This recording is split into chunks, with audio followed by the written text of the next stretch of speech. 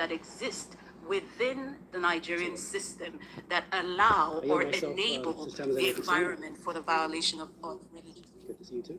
I'm going to welcome all of you to this very critical hearing on the systematic and accelerating violence against predominantly Christian communities in Nigeria. For the record, this is my 12th hearing focused exclusively on Nigeria, with scores of other hearings on human trafficking, religious freedom, food insecurity, human rights, focused in part on Africa. I've led 3 trips, human rights trips to Nigeria. I want to thank our distinguished witnesses for being here today to bring light and scrutiny to this unfolding religious freedom catastrophe and to proper ways to mitigate and to end the violence and the hate. Nigeria is ground zero, the focal point of the most brutal and murderous anti-Christian persecution in the world today. Moderate Muslims who speak out against the radical Islamists or refuse to conform with the serial killers are murdered as well. I applaud President Trump's recent decisive action to redesignate Nigeria as a country of particular concern for engaging in and tolerating severe violations of religious freedom. One of our witnesses today, Bishop Wilfred Anagbe from the Diocese of Makurdi, testified before our subcommittee last March. He said, in part, militant Fulani herdsmen are terrorists. They steal and vandalize, they kill and boast about it, they kidnap and rape, and they enjoy total impunity from elected officials. None of them have been arrested and brought to justice, close quote. Today, by Zoom, Bishop Anabe will say, in part, on the 13th of March, 2025, when I last appeared before this committee, I warned that the situation was dire and demanded urgent attention. Tragically, the past half year has proven those warnings understated. The continued attacks on vulnerable Christians, villages by the Fulani ethnic militia and their counterparts, both in the middle belt of Nigeria and elsewhere in the country. In my own diocese of Makurdi, you are all familiar with the massacres of Saturday, the 13th of June in Yalawada, where 278 persons, men, women, and children were killed in a manner too gory to describe here by people shouting Allah Akbar, while slaughtering their victims. It took the prayer of the Holy Father, Pope Leo, on Sunday, the 14th of June, for the government of Nigeria to even acknowledge this evil. Even so, the federal government still seeks to downplay the numbers and has yet to properly care for the survivors, even as I speak, as he will be speaking momentarily by way of Zoom. Abductions of the clergy and laity remain rampant. Priests and pastors are prime targets for elimination. In 2015, one of our colleagues, a member of this subcommittee and also this full committee, I should say, in Foreign Affairs, and a former House colleague and Green Beret officer, and now U.S. Ambassador to the United Nations, Mike Waltz, he was deployed in 2015 to Nigeria as part of a Nigerian, he was part to provide training and security assistance to the Nigerian Navy SEALs in their fight against Boko Haram. During this time there, he said yesterday, a couple of days ago, more than 300 girls were reported missing because of Boko Haram's extremist violence. Working alongside his team, Ambassador Waltz supported Nigerian SEAL operations that ultimately helped rescue many girls from the oppressive conditions imposed by Sharia law. This past Tuesday, Ambassador Waltz also said at a special seminar on Nigeria that the situation in Nigeria now has only grown more dire. He went on to say, churches burn, mothers bury their children for the crime of singing Amazing Grace, pastors are beheaded for preaching the Sermon on the Mount, and entire villages awaken to gunfire simply by calling the Lord. This is not random violence, it is deliberate persecution, as northern militant groups enforce Sharia law and unleash targeted attacks on Christian communities. He also pointed out, and it was this week, that 25 girls went missing, many of whom who will now vanish and have vanished into the dark underbelly of extremism and sex slavery. Make no mistake, these ongoing attacks are based on religion, and diverting attention from it denies what we have seen with our own eyes. Yeah, there may be other factors, but religion is driving this. Kill the infidel. We see it in other places, and we're seeing it now, sadly, in Nigeria, and it's been going on for many, many years. 13 years ago, in this room, 2012, I chaired a hearing focusing on the slaughter of Christians by Boko Haram, and the Assistant Secretary of State for African Affairs, Johnny Carson, testified at that hearing and said, and I quote in part, that the phenomena of Boko Haram is one of discrediting the central government in power for its failure to deliver services to the people. At the time, are you kidding? I responded by asking why Boko Haram abducts and rapes Christian girls and uses force and coercion, even death, to convert Christians to Islam. On a trip to an IDP camp in Jos, I met many survivors. One man who we had testified here, named Adama, who they took him out of his house. His wife was screaming, "Please don't hurt my husband." They put a AK to his cheek and said, "You renounce your faith or we'll kill you." He said, well, I'm ready to meet my Lord. They asked him again. He repeated that, and they shot him. They blew his face very, very horribly. He survived. And when I met him, I invited him to come and testify. He did. And he said, you've got to realize who Boko Haram is and stop this idea, this is my word for his sentiment, of denial, of saying, it's nothing to see here. So I asked Johnny Carson further, why won't they designate Boko Haram, at least, if not a CPC country, as a foreign terrorist organization? And he said they don't believe it. They're not a foreign terrorist organization. I worked on that for 3 years, additional hearings. On the day I was marking up my bill, and it was called the Boko Haram Terrorist Designation Act of 2013, to put Congress on record demanding an FTO designation, that day, the administration declared Boko Haram a foreign terrorist organization. I was very happy with it, but we could have done that 3 years earlier, maybe had found out what their sources of weapons and funding and everything else might have been, thereby, again, mitigating some of the harm. For too long, the world has looked away, a culture of denial, as radical Fulani militants, Boko Haram and ISIS West Africa have waged a relentless campaign of terror, murder, and displacement across Nigeria, including the states of Plateau, Benue, and Kaduna. According to Open Doors, and I just want to say something about Open Doors, I've worked with Open Doors for 40 years.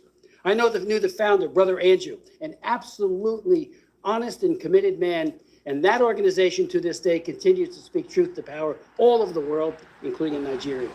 Well, they have said, Open Doors, more Christians are slaughtered in Nigeria than anywhere else in the world. I co-chair the China Commission. I just left a hearing that we're holding over on the Senate side on religious persecution there, against everyone, against the Falun Gong, against the Christians, against the Buddhists in Xinjiang, not the Buddhists, Buddhists in Tibet, and the Muslims in Xinjiang. And while they kill many, they incarcerate and harass more than they slaughter. These groups in Nigeria are doing just that, slaughtering. Another group has said over 52,000 Christians in Nigeria have reportedly been targeted and killed by Islamist extremists, while approximately 34,000 moderate Muslims have been murdered as well since 2009. And, that is less focused upon. I raise it every time, and I hope we all will. They're killing those who don't conform to the radical Islamist view, so they get killed too. I met with many imams on trips to Nigeria as well as here, and they say if we speak out, we'll be firebombed too. During a visit, there are 19,000 churches have also been attacked, more than 7,000 have been murdered in this year alone. During my visit to Jos in 2013, I visited many churches that have been firebombed in Jos, and I listened to the survivors. It was moved almost to tears, and to tears with some. We talked about the numbing loss and pain of losing loved ones, and the churches were decimated, each and every one of them, either by cars coming in and plowing everybody and destroying the physical, or by bombs, and of course always the ever-present AK-47. They pleaded with their own government and the world to end the cruelty and violence, and I've been raising it, as have many others ever since. About 5 million Christians have been displaced and forced into internally displaced persons camps within Nigeria and refugee camps at regional and sub-regional borders, according to an Inter-Society report. Open Doors reports, and again, I hope we can finally get beyond just saying nothing's to see here. While Christians used to be vulnerable only to Muslim-majority northern states, this violence continues to spread into the Middle Belt and even further south. The attacks are shockingly brutal. Many believers are killed, particularly men, while women are often kidnapped and targeted for what? Sexual violence, rape, and other abuse. More believers are killed for their faith in Nigeria than anywhere else in the world. These militants also destroy homes, churches, and livelihoods. And many people don't go to school anymore. One estimate is 10,000 schools have been closed due to this violence. The Nigerian government has a fundamental constitutional obligation to protect its own citizens. Yet the brutal reality is that the perpetrators of these crimes operate with impunity. The lack of accountability sends a chilling message that the lives of Christian farmers and their families are expendable. This failure has rightfully been called out by the President of the United States, President Trump, and Secretary of State Rubio. The United States must not stand by idly. I've introduced resolutions, and others have been introduced as well. HRES 82, I had done that previously on 82, asking that the Biden administration, we had an interesting conversation and debate on that resolution. It did pass 26-21. And part of the argument that was made by Mr. Meeks and my very distinguished colleague to my left is that it's the president and the Secretary of State that needs to make that call, not us. I think we can encourage something. That's what it did. But nevertheless, now they've made the call. And I think we need to, double down and try to stop this. HRES 860, which I've introduced, also calls on conditioning U.S. foreign assistance, and it must be tied to progress from the Nigerian government in preventing persecution, prosecuting perpetrators, and protecting all communities. Second, it would provide direct humanitarian assistance, especially to faith-based groups working on the ground in the Middle Belt. What we're hearing is that it's not getting through. People are hungry, so we need to make sure that they're helped. And third, we must impose targeted sanctions pursuant to the Global Magnitsky Act, using visa bans and access freezes against individuals and entities responsible for these gross human rights abuses. President Trump, as I conclude, said, Christianity is facing an existential threat in Nigeria. The United States cannot stand by while atrocities are happening in Nigeria. I yield to my good friend and colleague, Ms. Jacobs. Thank you, Mr. Chairman, and thank you to all of the witnesses who are going to be testifying today on conflict and religious persecution in Nigeria. I'm very much looking forward to the conversation we'll have with Ambassador Pratt and Deputy Assistant Secretary McGee, as this committee is long overdue to hold a hearing with Trump administration officials. The African continent continues to be both increasingly important and increasingly overlooked. The continent is the youngest in the world, and in Nigeria alone, 70% of the population is under 35, and 40% is under 15. So it represents the future generations who will continue to lead and solve the world's problems. Nigeria has a unique position as a bellwether, as Africa's largest economy, most populous nation, and a significant actor in the region and on the world stage. And meanwhile, Nigeria is facing its own challenges, like rising insecurity, shrinking freedom of expression, and a struggling economy. So let's talk about the very real conflict and violence happening in Nigeria.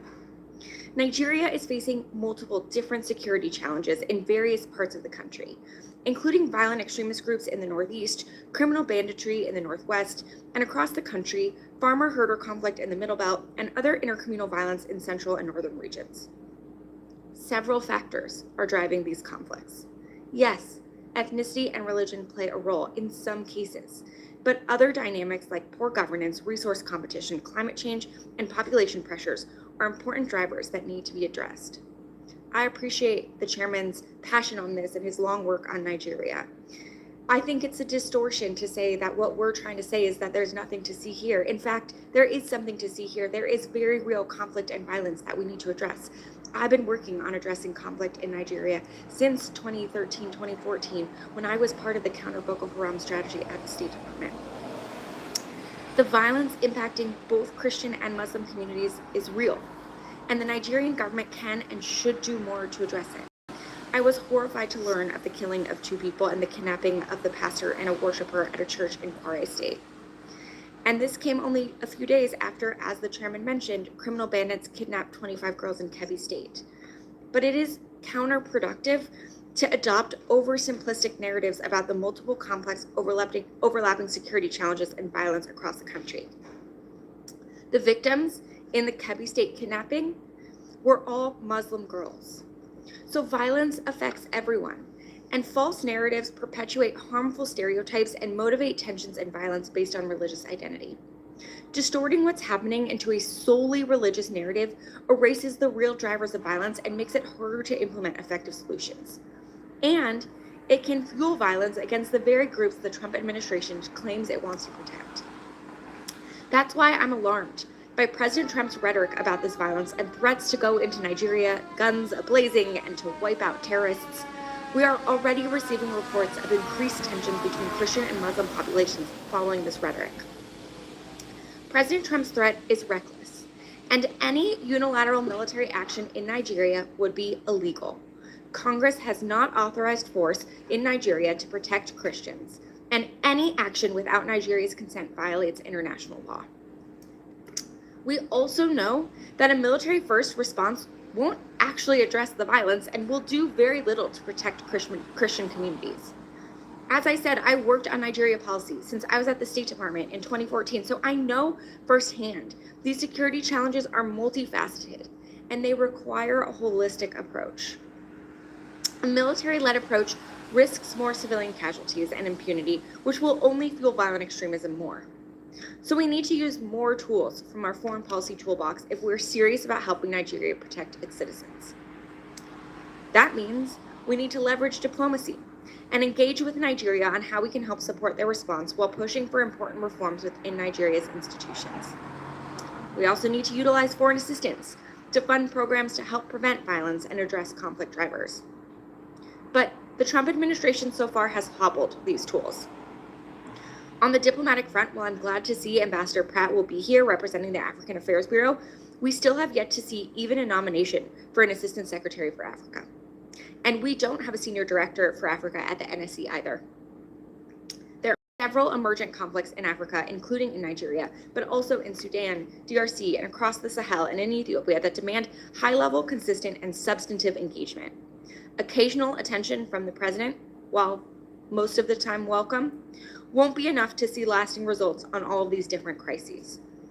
And on the development front, President Trump's dismantling of USAID and cuts of hundreds of millions of dollars worth foreign assistance in Nigeria is worsening the violence. For years, the United States has supported Nigerian institutions, civil society, faith-based leaders, and researchers to address the conflict, violence, and religious freedom challenges. These programs proactively prevented and directly addressed the violence this administration is now concerned about. For example, a recent article in DevX highlighted a program that Secretary Rubio terminated, which has left a void in communities that suffer violence. Mr. Chairman, I ask unanimous consent to submit for the record a DevX article titled "The Cuts That Bleed: What Happens When Peace Programs Go Dark." Thank you. This article focuses on a former program implemented by Search for Common Ground, a peace-building organization that provided critical early warning in communities in Yelwata, a region in Nigeria's Middle Belt, where conflict and violence have erupted between Muslim herders and Christian farmers. This early warning program was responsible for fewer violent incidences before Secretary Rubio terminated it. In June, this same community was left in a lurch without this extra early warning support when an attack happened in Makurdi. Nearly 200 people were killed, hundreds burned alive in their homes and market stalls torched, and almost 4,000 people fled. And this is just one example where the United States has abandoned communities with no explanation. I have another article, this time from the LA Times by former USAID Foreign Service Officer Daniel Morris, that details another program that was helping prevent violence, but was discontinued. Mr. Chairman, I ask unanimous consent to submit for the record an LA Times article titled "Trump Cuts Nigeria's Aid Back in March, Now He Wonders Why It's So Violent." Thank you. This article discusses a program called the Community Initiatives to Promote Peace that operated in northern Nigeria. It trained community elders, including religious and tribal leaders, in conflict resolution, and the results were impressive. After giving one group training and making another one a control group for 6 months, each group was asked if their communities experienced violence. Here's what the article says. Only 10% of people in communities that received negotiation training and dialogue meetings said yes, compared to 41% of people in communities that hadn't.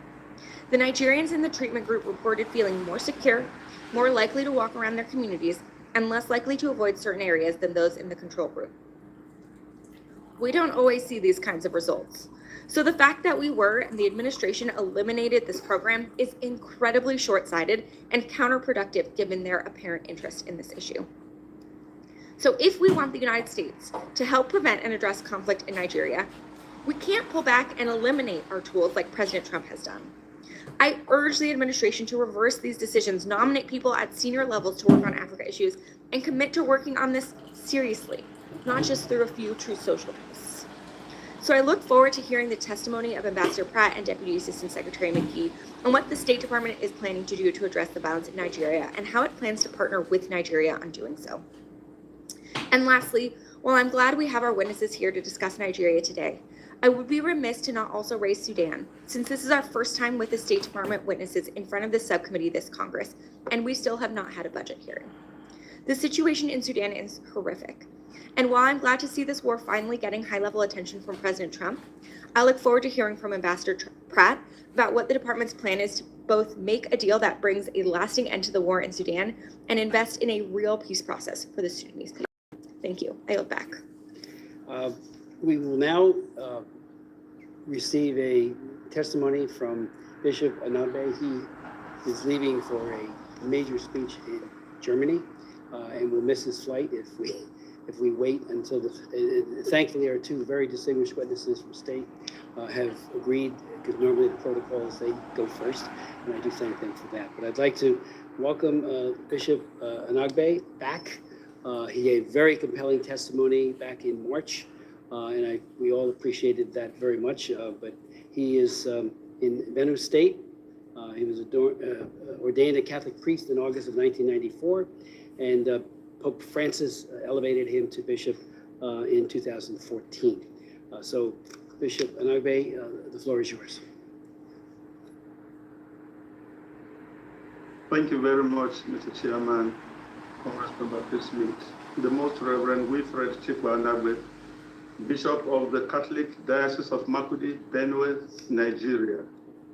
Before the House Committee on Foreign Affairs, African Subcommittee, November 20, 2025.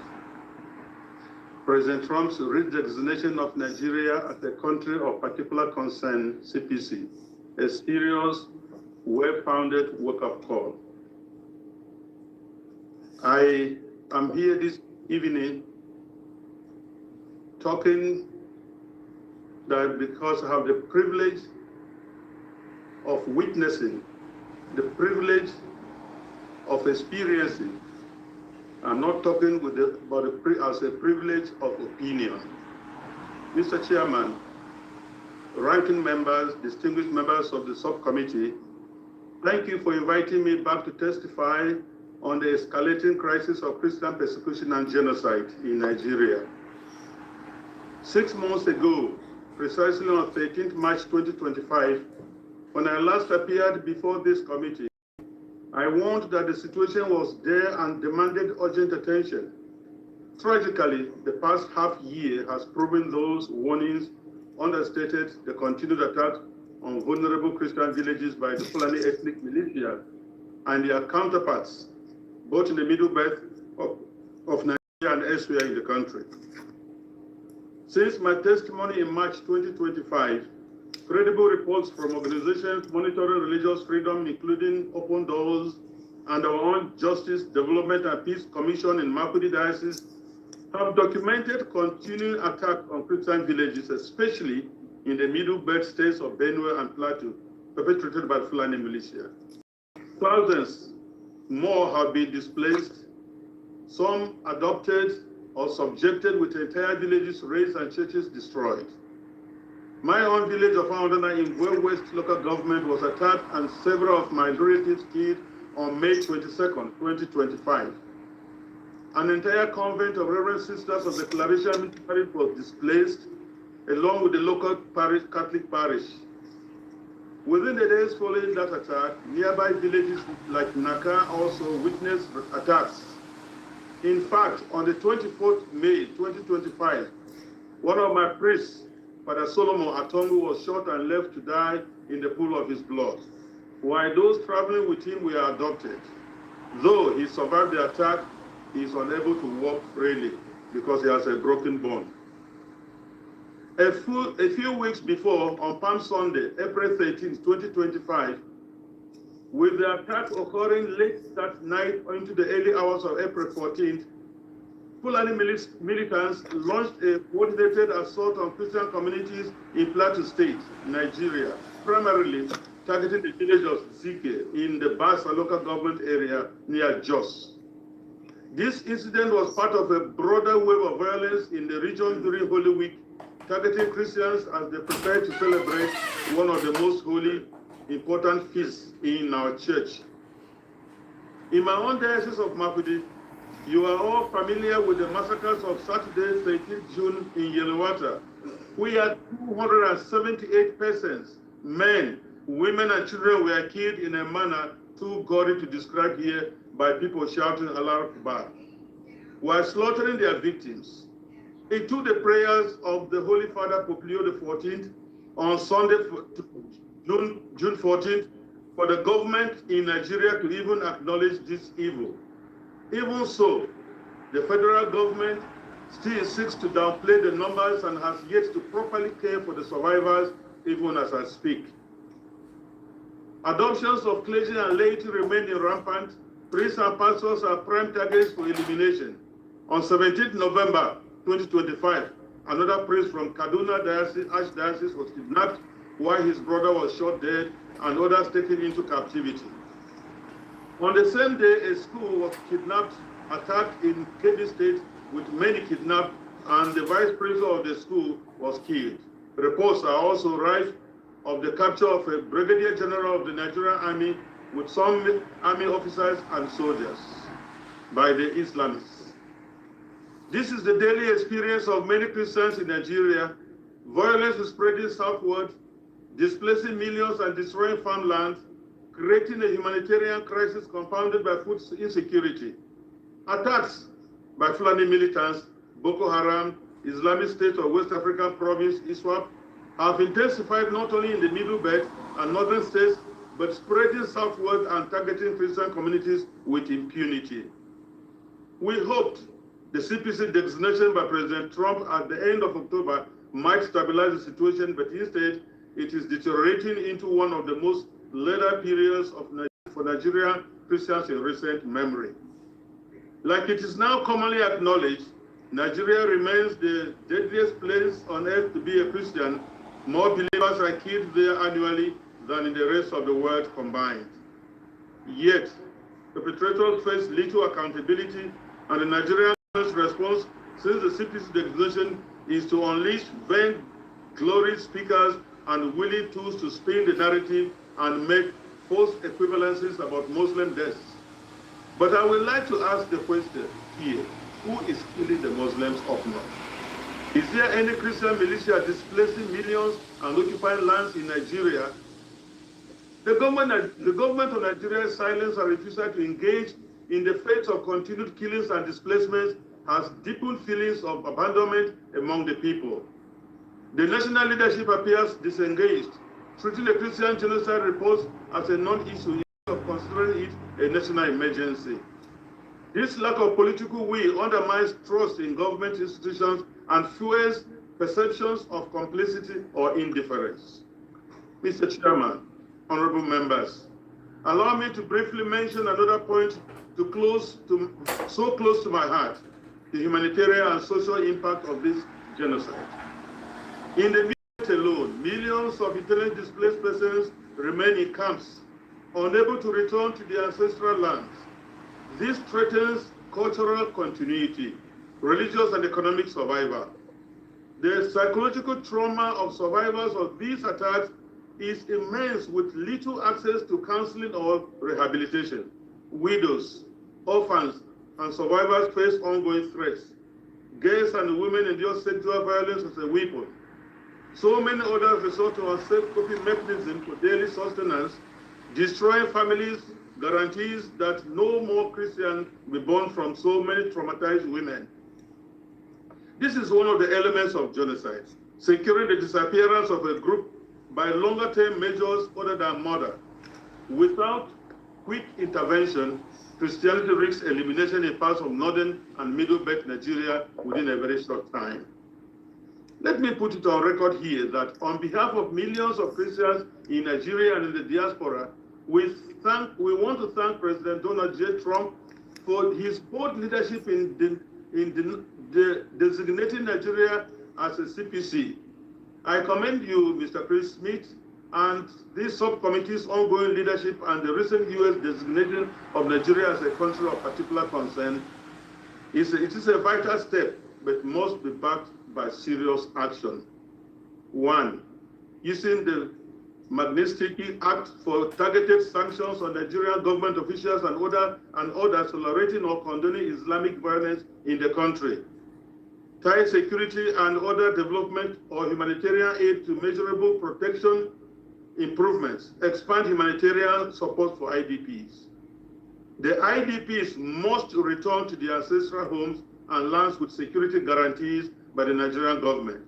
They must also be supported to rebuild their economic livelihoods and enjoy basic services such as education and sanitation. Support bills like the Nigerian Religious Freedom Accountability Act to hold perpetrators accountable. This point cannot be overemphasized because it is impunity that fuels the violence we suffer. Irrespective of who are being killed, the prime question is, are there killings in Nigeria?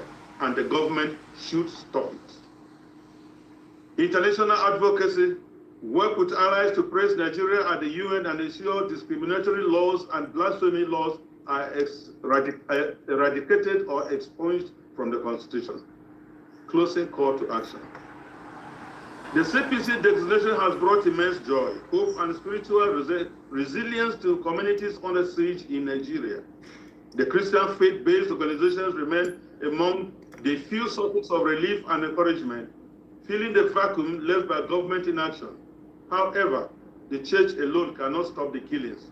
It requires coordinated political, military, and humanitarian intervention. Mr. Chairman and members, the blood of Nigerian Christians cries out to you people. We cannot afford to wait any longer. Renew hearings, pass binding legislations, and use every tool of U.S. influence to demand change. America remains the only country in the world with an International Religious Freedom Act. America has a unique role in defending religious freedom globally. Please enact concrete actions according to the CPC nation. We all know that inaction emboldens the extremists even more. Thank you for listening. Welcome you for this. Thank you very much, and God bless you. Bishop Adabe, thank you so very, very much for your testimony, for your leadership at great risk to yourself and so many of your priests and diocesan folks. I do thank you, and I wish you well on your trip, and I hope you make your plane. Thank you so very much. It now falls to me as a great honor to introduce our two witnesses from the administration, and they're on their way in right now. Okay. While we're waiting for them to be seated, what is?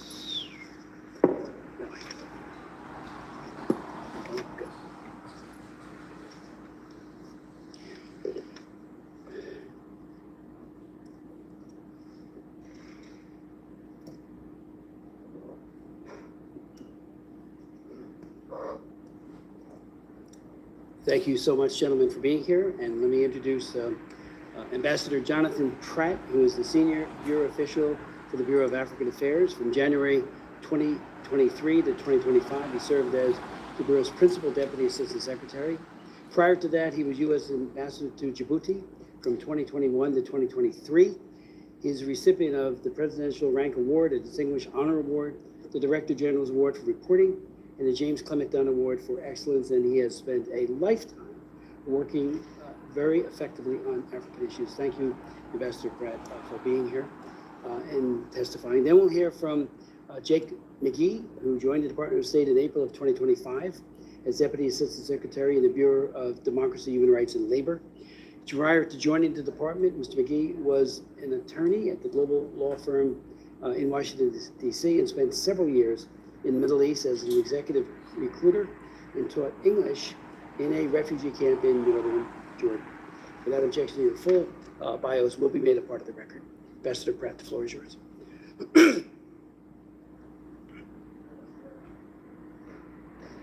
Chairman Smith, Ranking Member Jacobs, and distinguished members of the subcommittee, thank you for the opportunity to testify today on the administration's redesignation of Nigeria as a country of particular concern under the International Religious Freedom Act.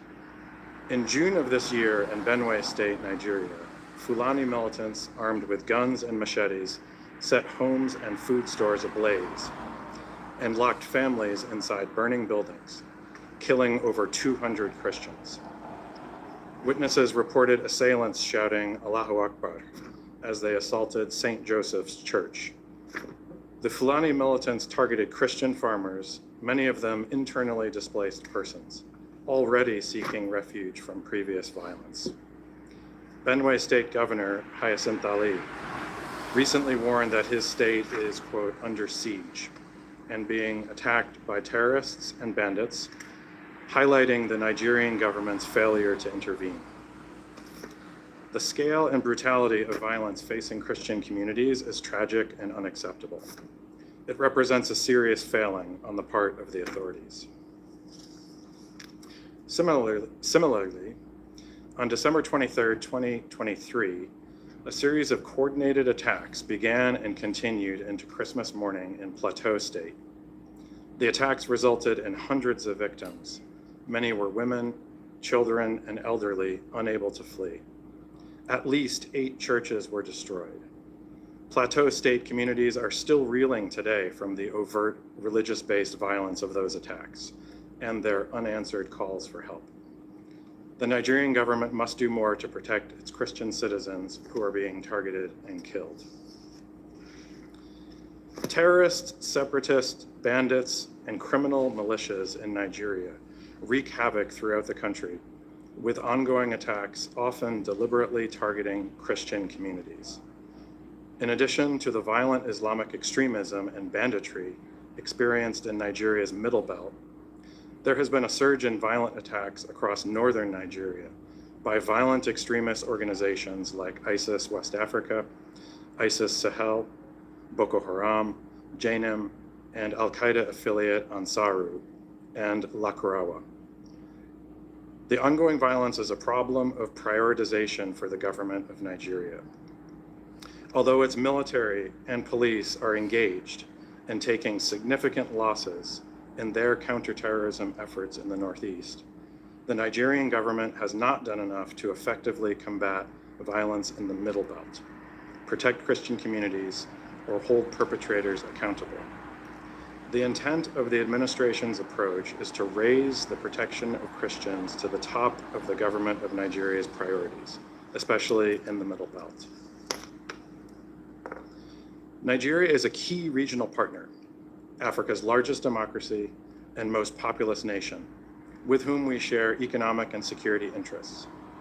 It is in the United States' interest to work with the Nigerian government on a plan of action to strengthen security for at-risk Christian communities and Nigerians of all faiths whose ability to practice their faith is put in jeopardy by endemic violence and terrorism. We welcome Nigeria's willingness to cooperate following the CPC designation. We look forward to seeing these commitments put into action. The Trump administration is developing a plan to incentivize and compel the Nigerian government to better protect Christian communities and improve religious freedom. This plan will consider U.S. state and Treasury engagement on sanctions, as well as possible Department of War engagement on counterterrorism and other efforts to protect religious communities. Secretary Rubio and Deputy Secretary Landau have engaged already with members of the Nigerian government on the importance of addressing the violence facing Christians in the Middle Belt. Ultimately, the president's decision underscores the administration's commitment to promoting religious freedom as a universal right and a fundamental freedom. The levels of violence and atrocities committed against Christians and communities of all faiths in Nigeria are appalling and threaten this universal right. We remain open to working together with the Nigerians, but we also expect the Nigerian government to deliver results on the ground as proof of their commitment to this universal right. Thank you for your attention, and I welcome your questions. Thank you. Mr. Ambassador, Mr. McGee.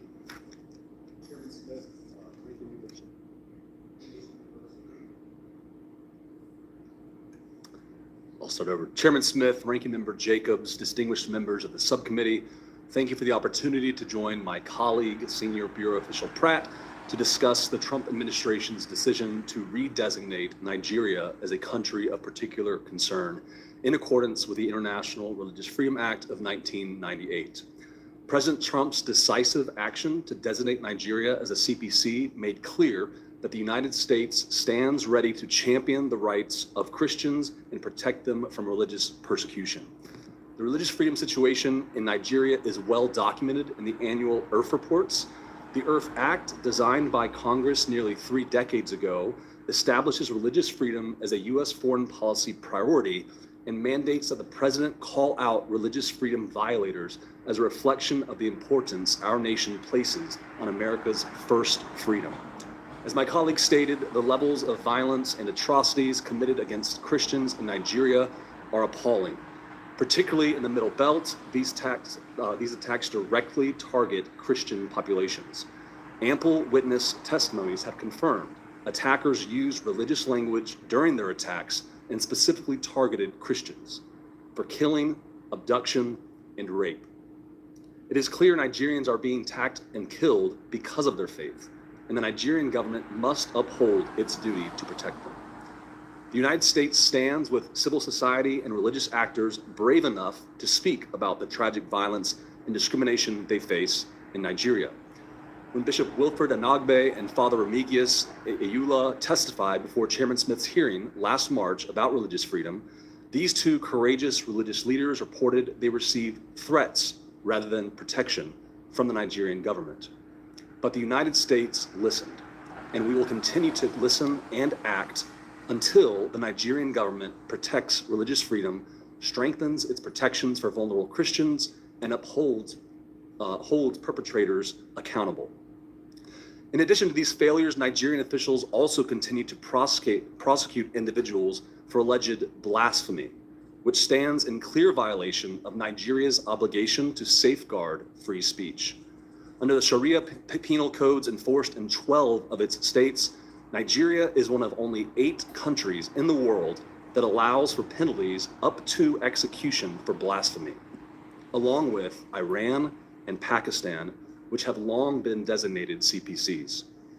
When authorities detain individuals accused of blasphemy, the judicial process often takes years while they remain in prison, sometimes on death row.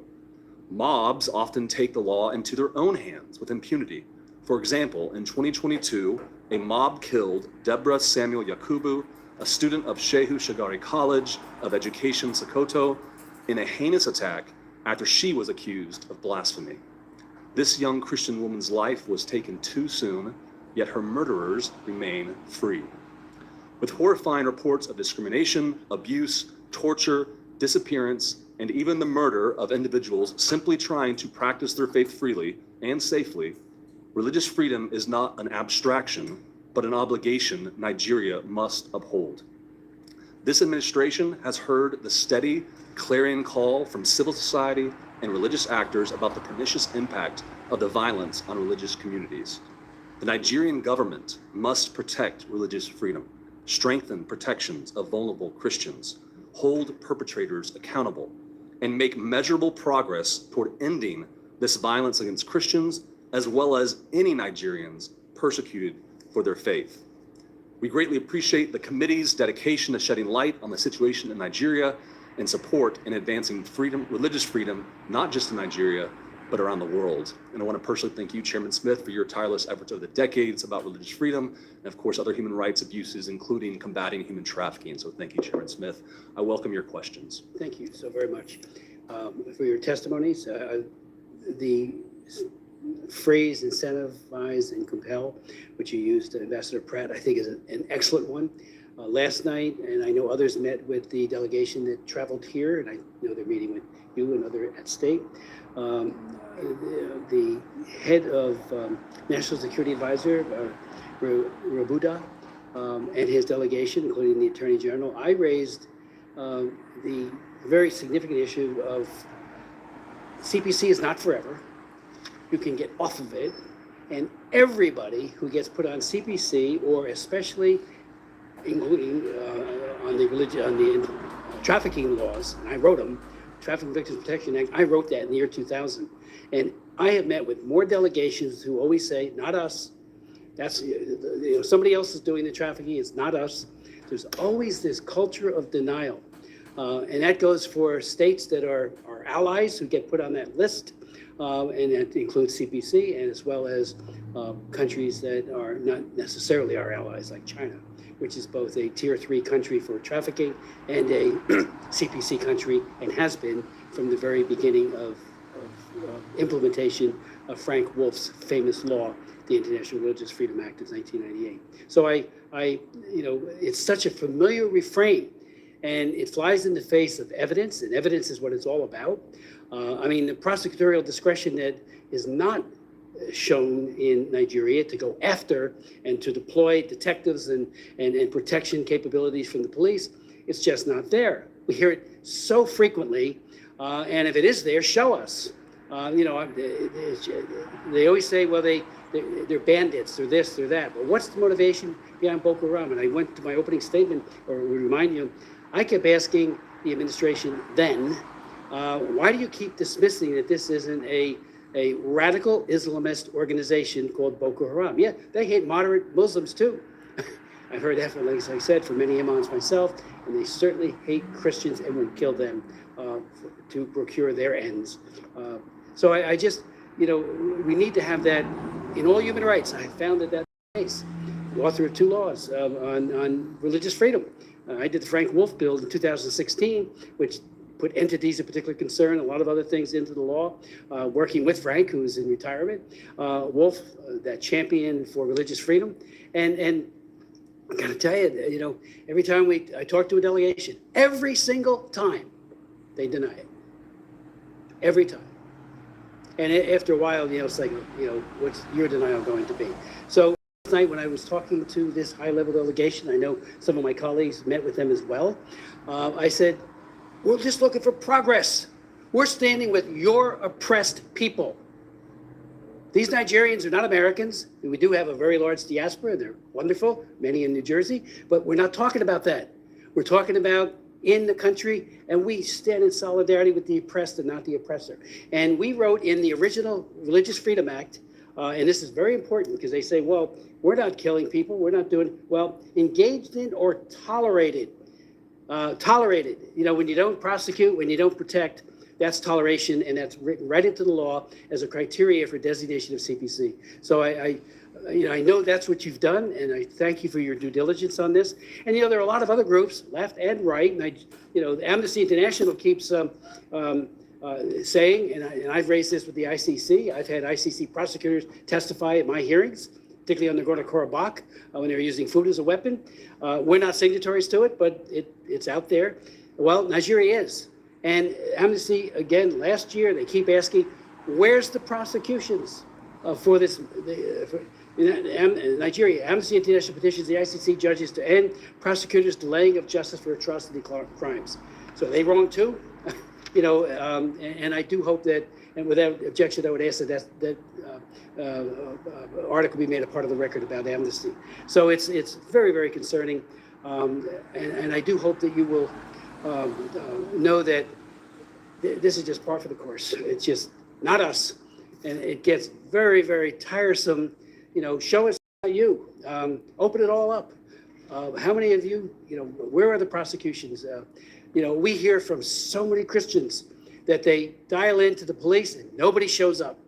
And then there's no investigation. One of my sons is a detective. You've got to do detective work. Find out who it is and put them into jail if they're guilty. And that's not happening. They give some numbers. I remember with Nicholas Ceausescu, when I fought against the Securitate, we used to have people coming around this place saying, oh, he has no religious freedom issues. He allows churches. He was crushing the Jewish as well as the Christian communities through his Securitate, the secret police of Romania. So it's like we just see this reframe over and over again. So if you might want to comment on that, because again, my argument last night to that high-level delegation, we want you to succeed.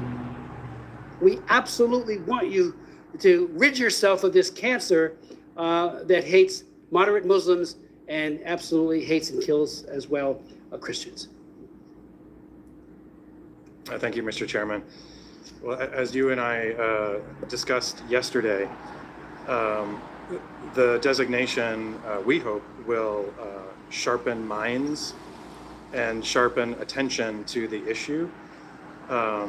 As you mentioned, there is a delegation already here now in Washington this week, a very senior delegation. They'll be meeting with the Deputy Secretary of State. They're meeting with Department of War officials as well. And the Secretary of State has directed us at the State Department to work with the Nigerian government on an action plan and to set up a task force to address this issue and use all of the tools that are at our disposal to focus minds and focus attention on this issue. Thank you. As you mentioned, Chairman, this is not a new issue. This has been going on in Nigeria for several years. President Trump designated Nigeria in 2020, and the previous administration removed Nigeria as a CPC in 2021, and 2022, and 2023.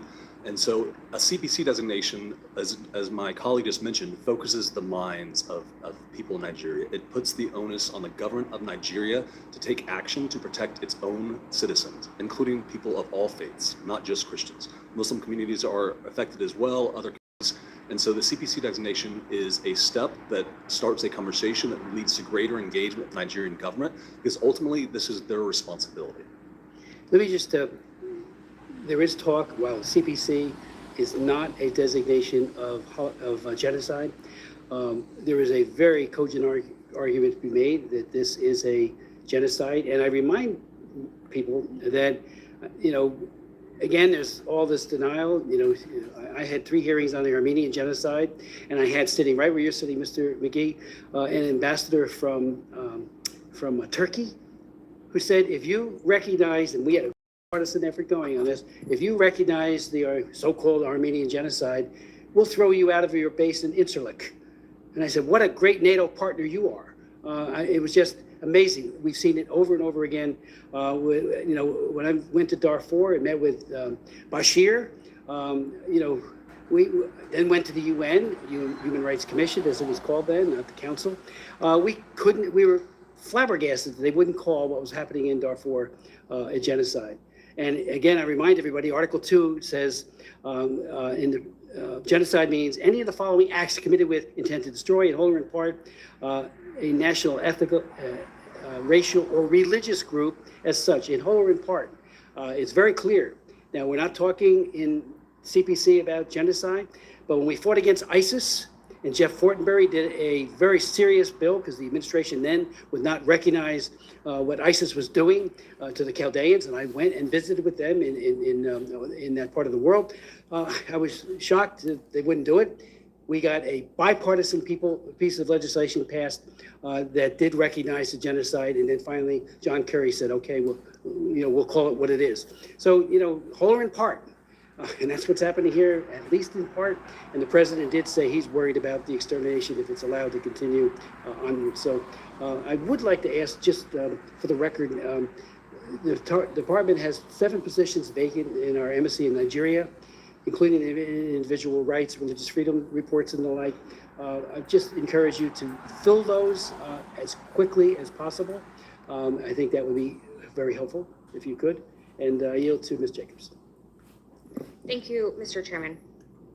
So as I noted in my opening remarks, a recent DevX article described a former program from Search for Common Ground that Secretary Rubio terminated earlier this year. This program set up critical early warning systems in communities in Yelwada, a predominantly Christian region in Nigeria's Middle Belt, that actually worked in decreasing instances of violence and deaths. In June, this same community experienced an attack, but without that early warning system. Nearly 200 people died and 4,000 people fled their homes. Security forces arrived long after the attackers left. And had this program still been in place, it could have prevented some of these deaths by sending early warning signs ahead of the attack and taking actions to prevent or respond to it. Mr. McGee, this program was funded by your bureau, the Democracy, Human Rights, and Labor Bureau. Can you explain to the committee why the department canceled this program? Thank you for your question, Ranking Member Jacobs. As Secretary Rubio has said time and again, America is the most generous country in the world, and will continue to be the most generous country in the world.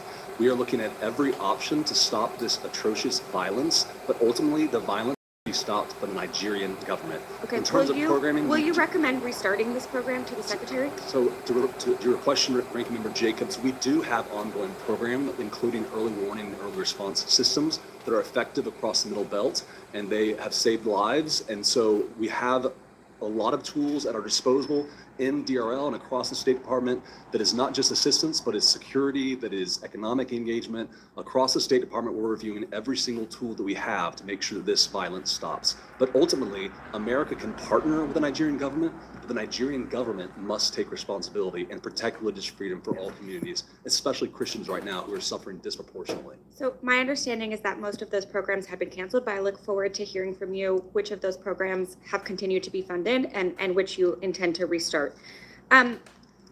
Earlier this month, President Trump posted on Truth Social threatening to cut off all aid to Nigeria and go into the country, quote, guns a-blazing, to, quote, completely wipe out terrorists. He ordered Secretary Hegseth to prepare for possible actions. This reckless threat provoked calls within the Nigerian government and public to respect Nigeria's sovereignty and territorial integrity. Ambassador Pratt, what role has Secretary Rubio been given to respond to this challenge using diplomatic and development tools? Thank you for the question.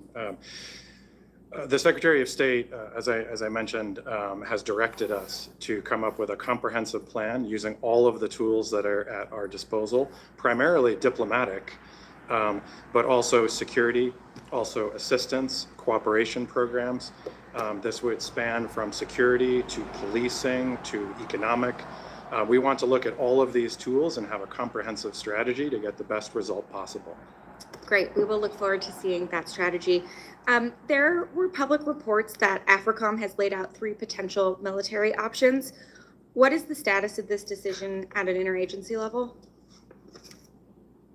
We have had interagency discussions about all of the tools that are at our disposal, including on the security side of the equation. And we have a live discussion with the Nigerian government about how we can assist them in responding to security threats in the country, including this one. Have there been any meetings on this issue? There have. Okay. And I wanted to turn to another program that I raised during my remarks, the Community Initiatives to Promote Peace. Again, this one incredibly successful, saw positive results showing that only 10% of people who received this training experienced violence in their communities compared to 41% of people who didn't. This is an extremely low cost, effective intervention. And yet again, this program was eliminated. Mr. McGee, can you help me understand why this program wasn't deemed worthwhile to continue? So again, the programming that I mentioned that we still have continuing in the Middle Belt, early warning, early response, also includes dialogue amongst religious communities. And we have seen effective dialogue between those communities that do promote religious tolerance, addressing some of the root causes that you mentioned earlier. And so we're committed to continue to provide support to the Nigerian government. That obviously programming doesn't go to the Nigerian government, it goes to locally owned and locally managed programming opportunities. And so we're still doing that programming, and we're committed to use every tool at our disposal to help the Nigerian government take care of this issue. Thank you. The State Department still has not submitted the annual International Religious Freedom Report that is statutorily required by May of this year. It's November.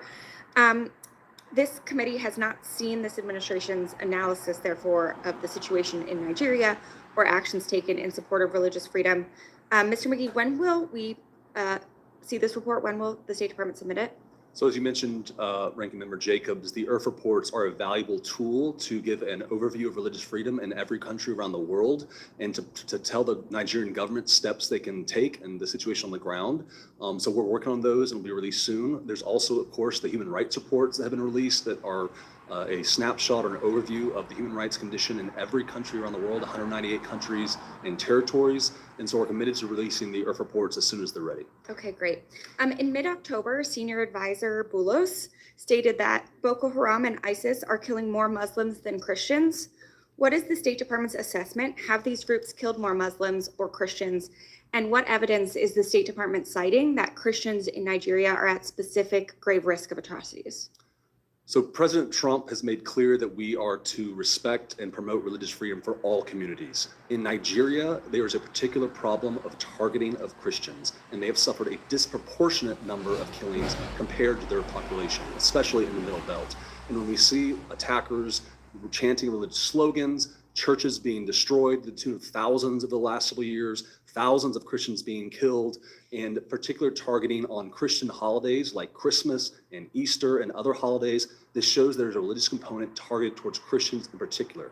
That being said, we stand with all communities around the world who are suffering religious persecution because of their faith. We value religious freedom as a per se good, and we're committed to protect religious communities no matter where they are. As I think Chairman Smith mentioned in his remarks, of the thousands of Christians who have been killed this year around the world, the vast majority have been killed in Nigeria, which is a problem the government of Nigeria must take seriously.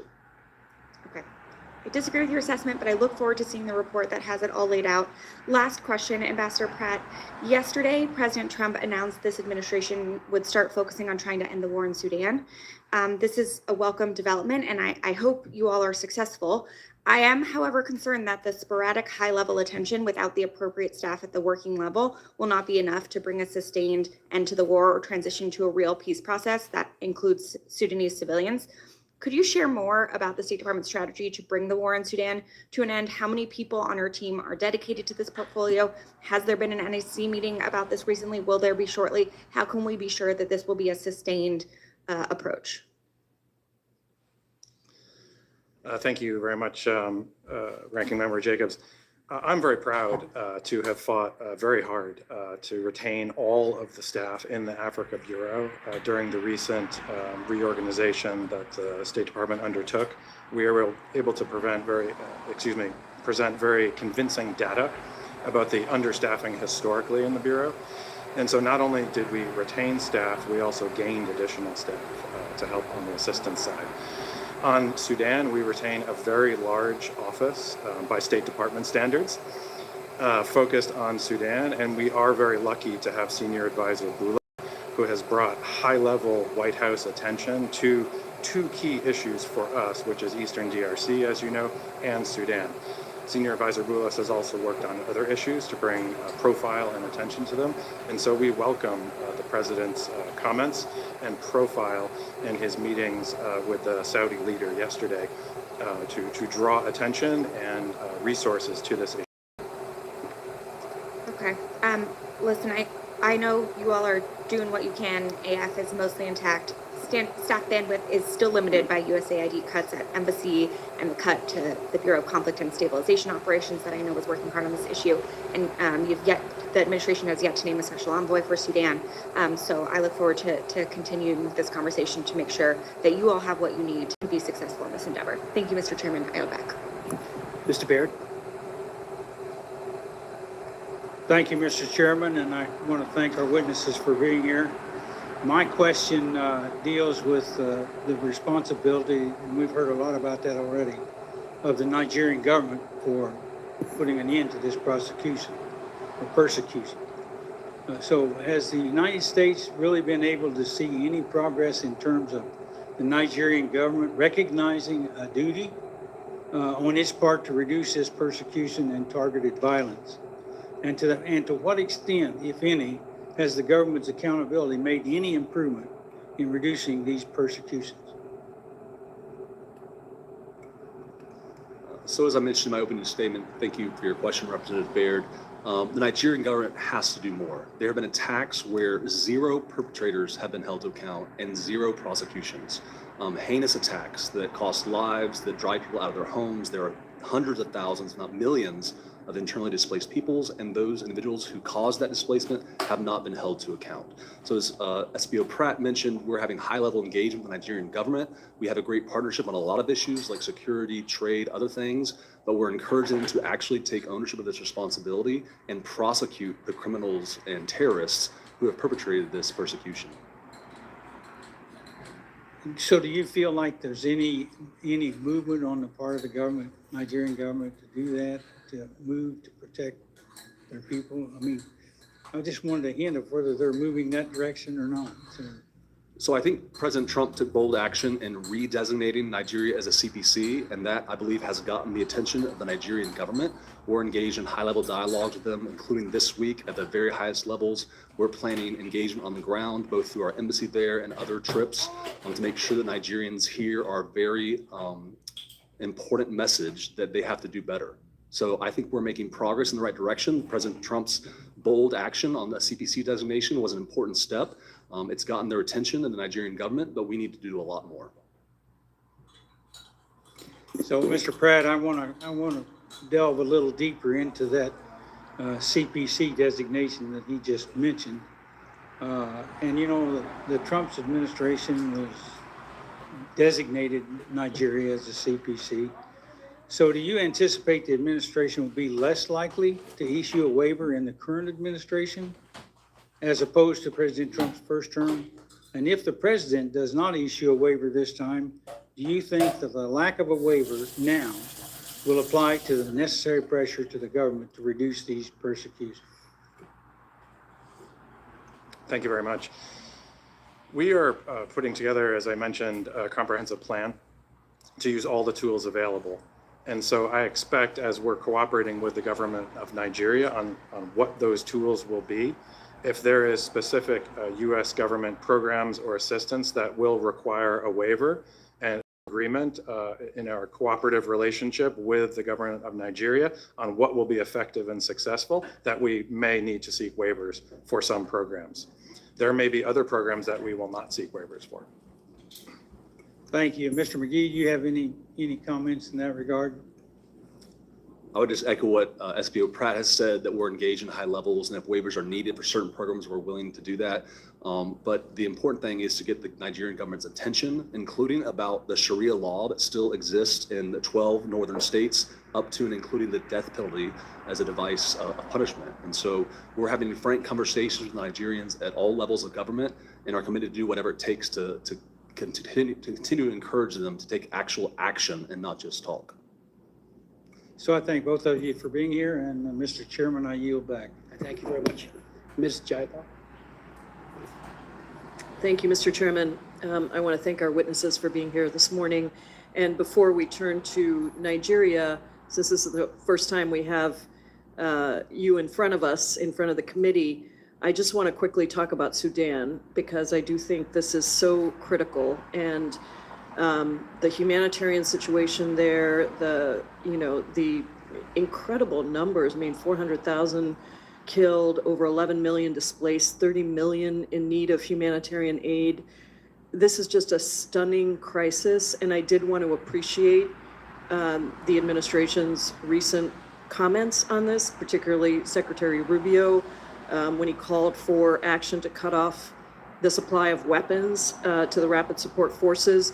And as the Secretary had previously acknowledged, it has been widely documented that the UAE has been one of the primary drivers in fueling weapons to the RSF. So I hope that I want to urge the administration to use every piece of leverage that we have to halt that support. And I hope, Mr. Chairman, thank you for your leadership and for the ranking member's leadership on this issue.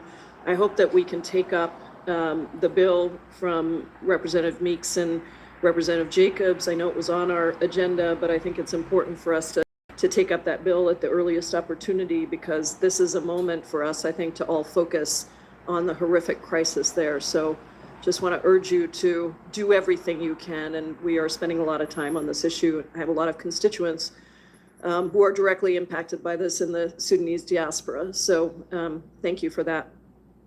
The devastating levels of violence in Nigeria are clear, but I appreciate that people have also recognized it isn't just the persecution of Christians. This is persecution of multiple groups, and I think we have to be careful not to portray it just as persecution of Christians. That feels to me simplistic, and it doesn't account for the intersectional diversity of Nigeria.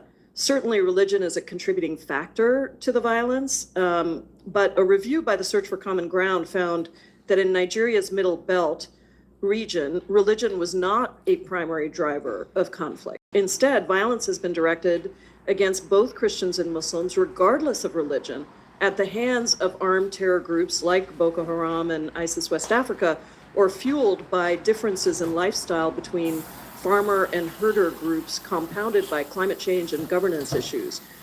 And so I want to start by saying I'm very concerned that a day after President Trump saw a clip on Fox News about the persecution of Christians in Nigeria, he threatened to go, quote, guns a-blazing in Nigeria and revoke all assistance.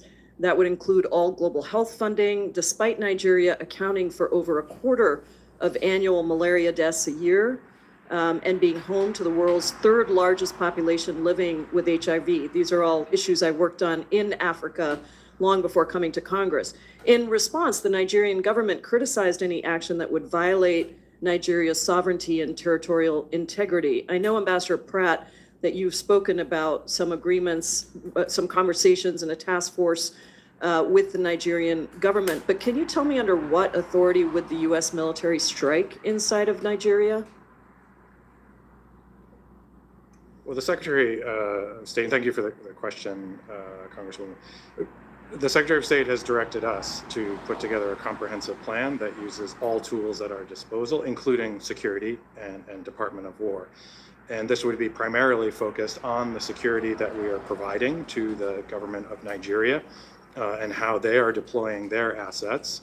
We can also share information and intelligence. We can talk about counterterrorism.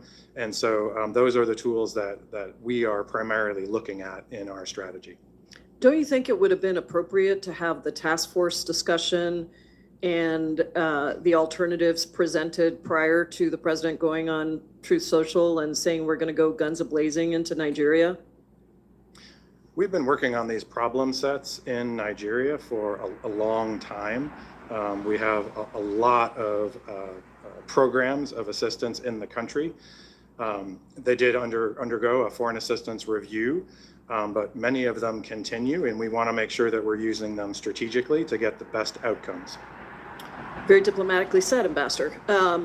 I just wish we would actually stick to that playbook rather than a bully and threaten of a country that is extremely important to us and to the region. I don't think that's the right way to go, to just go on Truth Social and threaten guns a-blazing. I think what you've described is much more appropriate, and I look forward to seeing what comes out of that. You know, we had Ambassador Kelly Curry here before a different subcommittee of this committee, Trump appointee, and she said in front of the committee in a hearing yesterday, I think it's a very relevant quote, "You cannot solve problems created by men with guns by turning to men with guns for the solution." And I just would urge us to think about that. This is coming from a former Trump appointee. I think if we were to do this, it would just serve to further radicalize communities and risk turning the aggression of actors like Boko Haram and ISIS West Africa directly to the United States. I just have 50. Oh, it's expired. I'm so sorry. I thought I had 50 seconds left. Thank you for your indulgence. I yield back. The chair recognizes Mr. Hussain.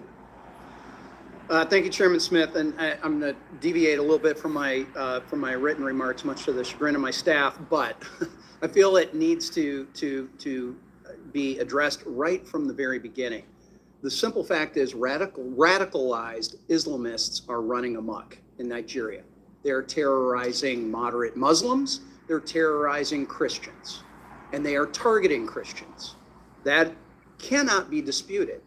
And while we see many people trying to emphasize the outside issues, lifestyle, who owns land, who is the herder, et cetera, they want to emphasize that those are the key drivers and that they're the key drivers of everything but religion. And I and many others, and I'm not just talking about those of us on this committee or Americans, I'm talking about religious leaders in Nigeria, believe religion is one of, if not the main driver of targeted violence right now. We just heard from Bishop Anagbe. A week and a half ago, I talked to President Magaji. President Magaji is the president of my own, he's the Nigerian president of my own faith sect, the Christian Reformed Church. We have 400,000, mostly from a Dutch background, 400,000 participants and members here in North America between the United States and Canada. We have 500,000 in Nigeria. We are essentially an African church that happens to be headquartered in Grand Rapids, Michigan. And I want to ask this question, because this seems to be sort of part of the central argument. Well, this isn't necessary. Well, certainly the Trump administration believed it was necessary the first go around. And I want to ask this question. Did things improve when the Biden administration removed the CPC? Thank you for your question, Representative Huizenga. And just for the record, I'm seeing a number of heads shaking no in the right behind you. And these are people that may have a little better information than what the American media is, and they're all nodding their head right now. So go ahead. Thank you for your question, Representative Huizenga. As you mentioned, violence has increased over the last several years. It was unfortunate that the Biden administration chose to remove Nigeria as a CPC in 2021 and 2022 and 2023. And President Trump's bold action to redesignate them is a wake-up call to the Nigerian government. And as you mentioned, extremist religious ideology is of course a primary motivator of these attacks. The attackers themselves use religious language. They target churches. They target Christians on holidays. Yeah, and absolutely. It was Christmas Eve of 2023 when 200 people were murdered, killed in a church. Now, I want to ask this. So one question was, did things improve? I think the answer is no on that. Here's the question. Proportionally, do we see Christians killing Muslims in Christian areas of Nigeria the way that we are seeing radicalized Islamists killing Christians in Muslim areas of Nigeria?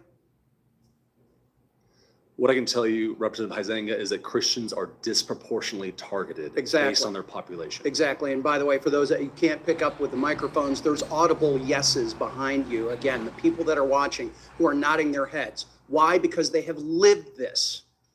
Their families have lived this. I went to school with kids from Nigeria.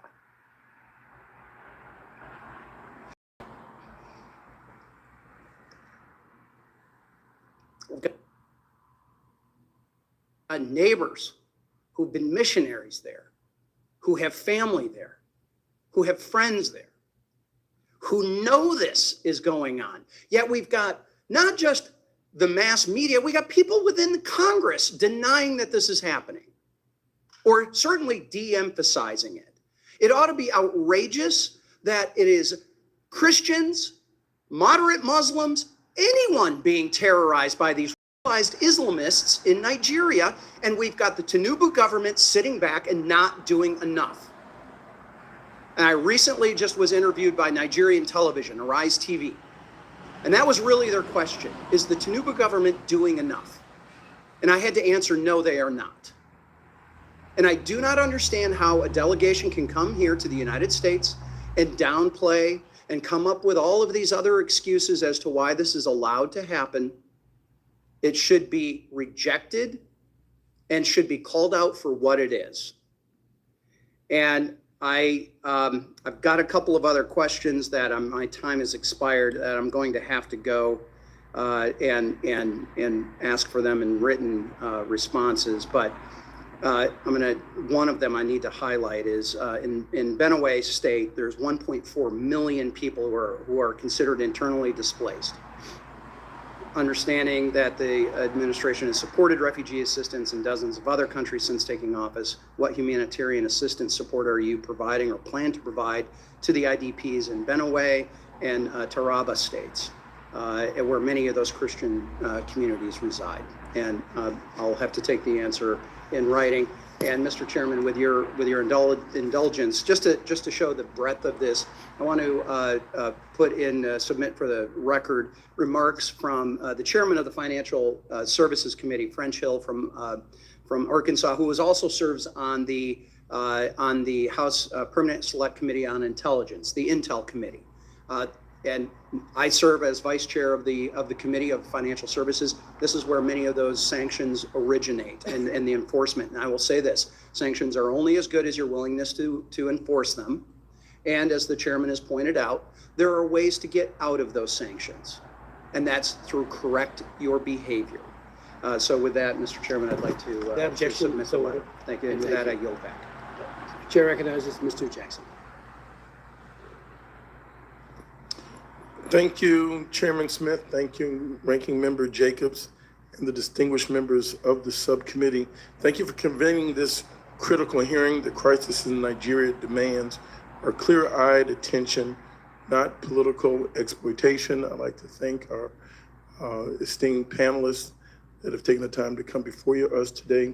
Thank you for your work on Africa on the ground, and at least one of you brings that experience. However, I must express my shock and, if you will, a bit of outrage that we are not putting into these top positions people who are directly from and represent the culture and the lived experiences of the African people. Currently, we still have unfulfilled positions that are very important, which demonstrates this administration's lack of sincerity towards moving us towards more dialogue as opposed to destruction. The Assistant Secretary for African Affairs has not been appointed or even nominated. The Senior Director for Africa at the NSC has not been appointed or directed for Middle East and African Affairs.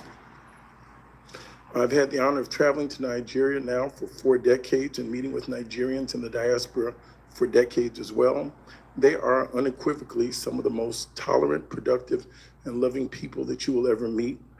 We're speaking today about a nation of extraordinary promise and complexity, a country of nearly 240 million people, home to 250 ethnic groups and 2 major religions, Christianity and Islam, that have coexisted and built a society together for generations. The idea that this nation is simply engaged in a one-sided religious war, I believe, is a dangerous fiction.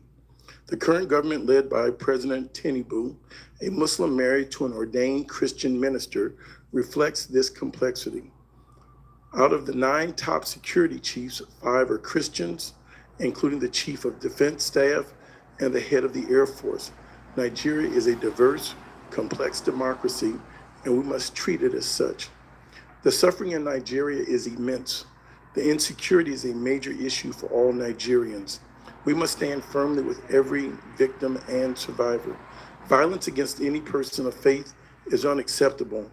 With approximately 8,000 civilians of all faiths killed so far this year, the pain felt by Christians and Muslim communities alike deserve our compassion, and again, not our exploitation. The truth is that Nigeria's wave of violence stems from a complex mix of ethnic, economic, external, and religious tensions. Boko Haram and other extremist groups have killed both Christians and Muslims indiscriminately. Communities across Nigeria, from farmers in Plateau State to herders in the north, have suffered unspeakable, staggering losses. To simplify this tragedy by calling it solely a Christian genocide, I believe, ignores the full, difficult truth and the suffering of all Nigerians. Therefore, the answer, I believe, is not and will never be American bombs or boots on the ground. We have not given diplomacy an exhaustive chance. I have previously denounced the threat to deploy U.S. troops to Nigeria, calling it a dangerous overreach that risks reigniting colonial-era patterns of intervention on the African continent. We cannot allow the sudden interest in Nigeria's internal conflict to be a pretext for military action, when this same impulse was absent in the Sudan, in the DRC, or the Central African Republic.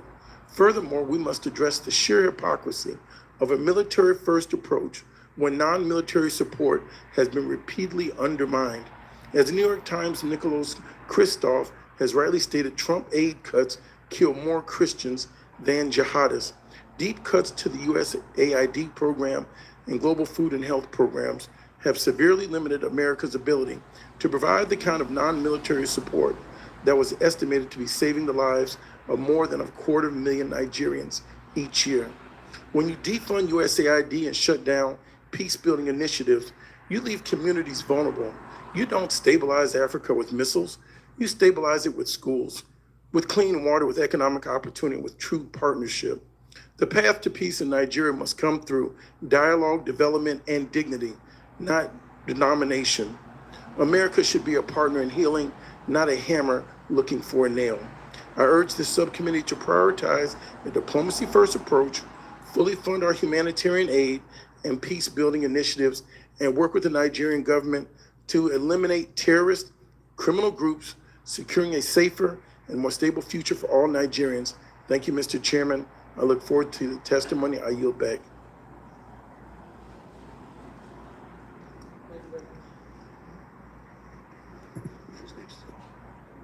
Mr. Fine, the chair recognizes Mr. Fine.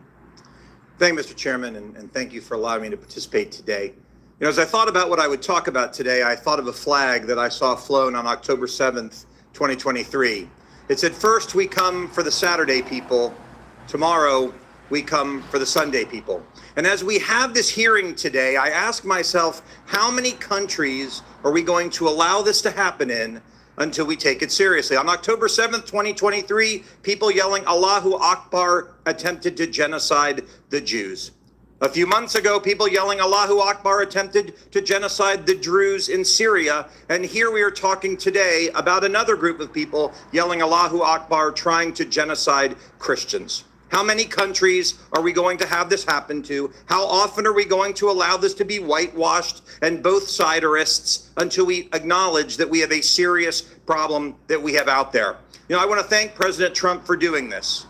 Joe Biden never should have done it. And my question when I get to it will be, why do you think he did? Why do you think he took them off the list? But I want to thank President Trump for taking a leadership role, because we must stomp out this evil wherever it presents itself. I want to thank the chairman for choosing to have a hearing on this. And I want to thank my colleague, my fellow freshman, Representative Moore, for also raising the profile of this issue around the world. It is easy for me to criticize this when it happens in Israel and when it happens with the Jews, given who I am. But it is important that we call out evil wherever it is. And I am sick and tired of the fetishism and the whitewashing of the problem. This is a real problem that we have to acknowledge in a country where you can get the death penalty for criticizing a religion. And we'll talk about that if I have time to get to questions.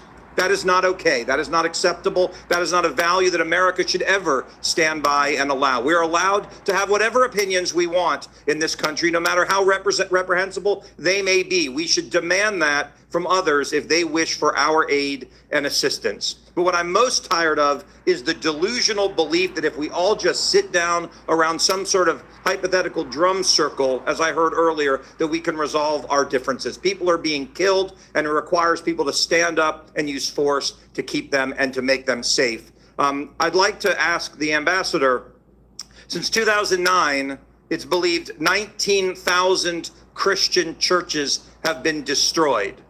My question to you is, was that a coincidence? Were they just like randomly targeting buildings, and these 19,000 buildings happened to be churches, or were they targeted because they were churches? Thank you for the question, Congressman.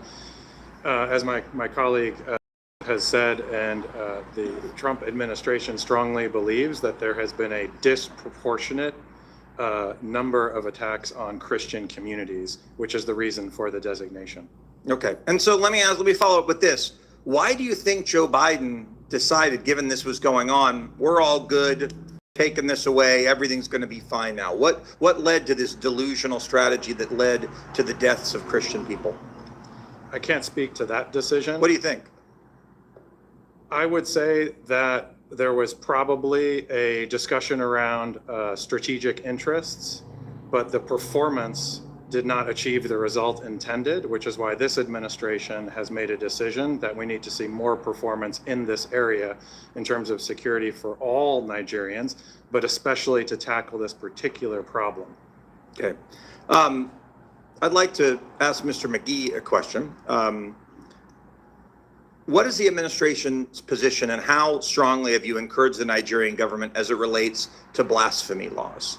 You know, this idea, you talked about problems that people are having there. They go to jail for years because of their words, because of their criticism. Not saying I agree with their criticism all the time, but all they're doing is they're not threatening anyone, they're not killing anyone, but somehow they go to jail for blasphemy, something unfortunately many people moving to this country want to impose on us here. What has the administration done to say to that, that's not okay, we're not going to abide by that? So it is unacceptable in a free and democratic society to have blasphemy laws, period. They are not only imposing on somebody's free speech, but they're also imposing on their right to practice their religion freely. And when blasphemy laws are used as a tool by the mob, or bandits, whatever you want to call them, to attack Christians, it shows that blasphemy laws are a problem per se. It's one of the reasons, one of the many reasons why the Trump administration opposes these laws, and it's one of the reasons why Nigeria is on the CPC list, because these Sharia laws are being used as a bludgeon against Christians oftentimes. Well, I want to thank you both for being here, and I will close by thanking President Trump for being willing to go after Muslim terror wherever it rears its ugly head around the world. Thank you, Mr. Chairman. I yield back. Thank you, Mr. Fine. Dr. McCormick. Thank you, Mr. Chair, and thank you for having this hearing. Africa is an area of particular concern to myself, a person who's been deployed there a couple times on Marine Expeditionary Units, seen some horrible things. It was interesting to me when one of the caucuses here in this august house claimed that President Bush waited too long to go into a certain country to secure the capital of Liberia after a presidential exile because he didn't give a damn about Africans. Meanwhile, we stood by during the Clinton administration in '94 when I was in Entebbe, Uganda, waiting to go into Rwanda, while about 1 million people were killed in very similar fashion to what's happening right now. People being hacked to death with machetes. I've seen some very graphic things in what's going on right now. People literally being dismembered by machetes. People digging their own graves and literally being just summarily executed. And yet the right thing to do is to continue with the diplomacy that's resulted in this all along to take them off the CPC. And this idea that this ever went away is ridiculous.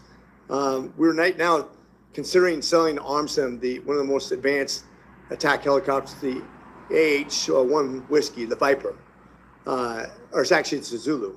I'm very concerned with how that's going to be deployed and against whom. We've seen the integration of very, very radical people inside of the government agencies themselves.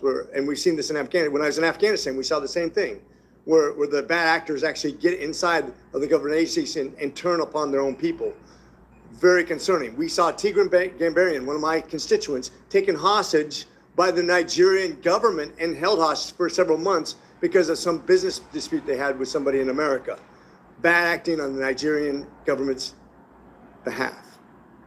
Now, you talked about, I'm going to quote you on high-level things, Mr. McGee, high-level meetings, what the next step would be, a lot more. But I'm asking for specifics at this point because I've never seen generalities ever result in anything that's been of consequence. What can we do on the by an international community, whether it be from the trans nation in Africa or through the international community, through the UN, which I've seen be highly ineffective in the past, but what can we do of quantity and quality that's actually going to make a difference in Africa, because we haven't been doing it? What specifically, not generalities? Can you give me those answers between the two of you? Sir, just a clarification, please. Across all of Africa or specifically in Specifically in Nigeria, but all of Africa can actually contribute to solving this problem. We can use several countries to help us out with this. We don't have to be the only force to be.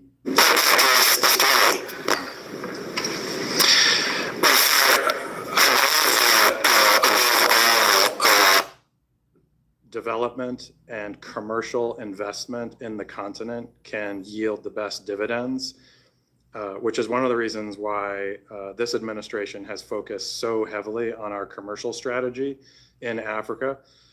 We rewrote the strategy and we've focused very heavily on delivering U.S. companies to the continent because we believe that they offer the best in terms of quality and can bring the most development. And it also delivers for the United States. We've focused very heavily on security, and AFRICOM has engaged heavily across the continent. So security is very important. Law enforcement is a very important piece of that as well. And so I'd say, as you look across the continent, the number one priority that I would place, because it lifts all boats, is the economic piece, and I'd focus on commercial. So the AFRICOM commander is a Marine, 4-star, good friend of mine, and I understand what his limitations have been. You know, obviously, we don't want to be, if you're not invited into a country, it makes it much more difficult. I've seen the leverage we have economically, but I'm worried also about pushing them into Chinese arms, which they're ready and waiting to pilfer that country and its resources. What about how we deal with the international community coming in there, stabilizing it, in a military fashion so that we can actually stop the violence? Because it doesn't seem like the government's being effective in that at all. The new AFRICOM commander, General Anderson, it's good to hear that is a colleague of yours, is highly capable, as you know, Special Forces. He's brought a lot of focus to the continent and how he would like to work with African governments, including Nigeria, on sharing information and on achieving better outcomes on the security side of the equation. And so he's been very, very engaged, and I believe will achieve results in terms of security on the continent. Okay. I'm just going to once again get back to the central point that wasn't really addressed, but I hope is addressed. Yes, we need that financial leverage on them, and I think they will pay attention to that. We have their attention, but it's not finishing the race. We need to bring the international community on board to solve this in very tangible assets, because the violence is real. It's not stopping, and Nigeria does not seem to be taking this seriously. Thank you. With that, I yield. Thank you very much, Dr. Corbin. Mr. Oshatsky. Thank you very much, Mr. Chairman, and to our ranking member Jacobs, to all our witnesses. Ambassador Pratt, thank you for your many years of service to our country. I'll just open by saying I am a man of deep faith. Jesus Christ is my Lord and Savior. I have no problem sharing that. I am also troubled by the state of religious freedom in Nigeria and around the world.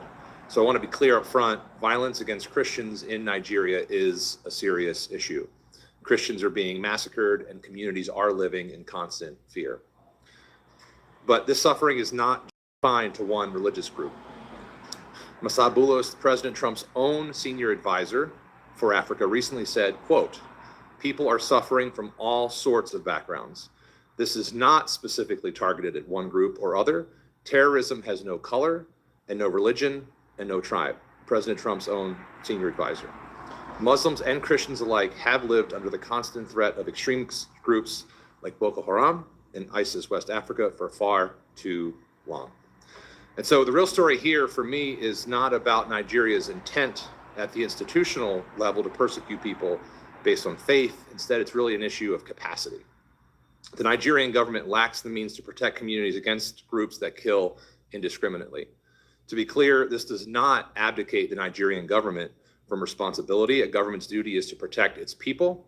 And when there's a failure to do so, whether that's neglect or corruption or governance, leaders must be held accountable. But capacity within Nigerian institutions maintain peace is a real question. And we should be asking what the US is doing to help Nigeria build that capacity.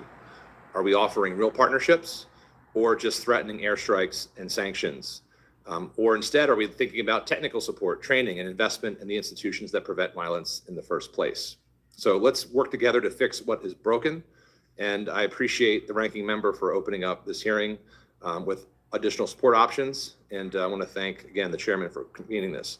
On the issue of capacity, Ambassador Pratt, you've said that Nigeria needs to do more. If they don't have the capacity to do more, we should help with that. And so I want to know, I guess my question there is, does the State Department assess that the Nigerian government has the capacity to protect Christians and other religious groups from extremist violence? Nigeria is a very wealthy country, very populous country. We believe that this is a question of focus. There is a security problem in Nigeria, a very serious one, that we are trying to help the country address. And we have brought tools to the table in terms of US programs and assistance. In particular, on the issue we're discussing today, we would like to see more focus on that particular issue, in addition to addressing the larger security question that you referred to. Okay, I look forward to working with you on that. One other issue that's important to me is youth and youth development. The U.S. Commission on International Religious Freedom's 2025 annual report recommended broad support for Nigerian civil society organizations. The U.S. has historically done that. A State Department funded program in Northeast Nigeria called Nigerian Youth Care brought together Christian and Muslim youth leaders to promote dialogue between those two communities. These programs provided Nigerian youth with mentorship and training on how to bridge religious divides. Unfortunately, that program was disrupted for months because of stop work orders, and the State Department did not grant the implementer an extension of the project at the end of the fiscal year. To either the ambassador or Mr. McGee, can you explain why this project did not receive a no-cost extension at the end of the year? And would you recommend to the Secretary to reinstitute this program to reduce violence and promote that interfaith dialogue? Thank you for your question, Representative.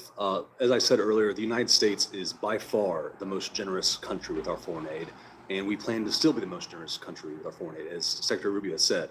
So some programming you mentioned, we actually have ongoing programming in my bureau that leads to early warning, early response systems that also includes dialogue between religious communities. As many members have stated, this is a complex problem. It's not one that can be addressed with one neat solution. There are, of course, like every human action, multiple drivers of this persecution, and there are multiple communities being affected, not just Christians, as you mentioned. But we must tell the truth. That begins an honest relationship with Nigerians, is to tell them that a lot of this violence is driven by religion, religious persecution, religious extremist ideology. And so in terms of programming, we're committed to the programming that we have on the ground that is effective. It's saving lives, and we are reviewing every foreign assistance dollar at the State Department to make sure that taxpayer dollars are used effectively and actually helps people on the ground. That's great. I thank you both for your time and your testimony today. I look forward to following up on those programs with you. And with that, Mr. Chairman, I yield back. Thank you. I'd like to now recognize Mr. Moore. Thank you, Mr. Chairman. Thank you, Chairman Smith, for convening this hearing. And I just want to recognize real quick the tremendous impact that Chairman Smith has had in this realm of human rights, Christian persecution over the decades. I'm a former staff member, actually, of this committee. I worked on this committee when Chairman Smith was on this committee. It had a very large impact on me as a staff member, and to come full circle back around to be on a hearing on such an issue that was really inspired by Chairman Smith's work here when I was a staff member. Thank you for that. And but I think one of the things that's, and I would say disheartening in this, hearing some of the media reporting, and frankly, some of my colleagues on the other side of the dais here, is this misdirection of what is happening. There is a persecution of Christians in Nigeria. The witnesses have made that clear. We heard the bishop speak. I don't know how many times we have to hear it, or how many reports of murdered, martyred Christians, my brothers and sisters in Christ in Nigeria, how many times we have to hear that happen to take it seriously. And one of the things that concerns me is it feels like at times it's echoing an indifference around this, and somehow we're going to develop our way out of it through developmental programs. And this indifference sounds like echoes of Rwanda to me, where we did nothing on that. And I think, as you remember quite clearly, President Clinton has stated that as one of his largest failures in his administration. President Trump has made a definitive decision to actively engage and stop the killing in Nigeria, and I think he deserves a lot of credit for that. You all have used a word that I think is very apt in this, and this is prioritization.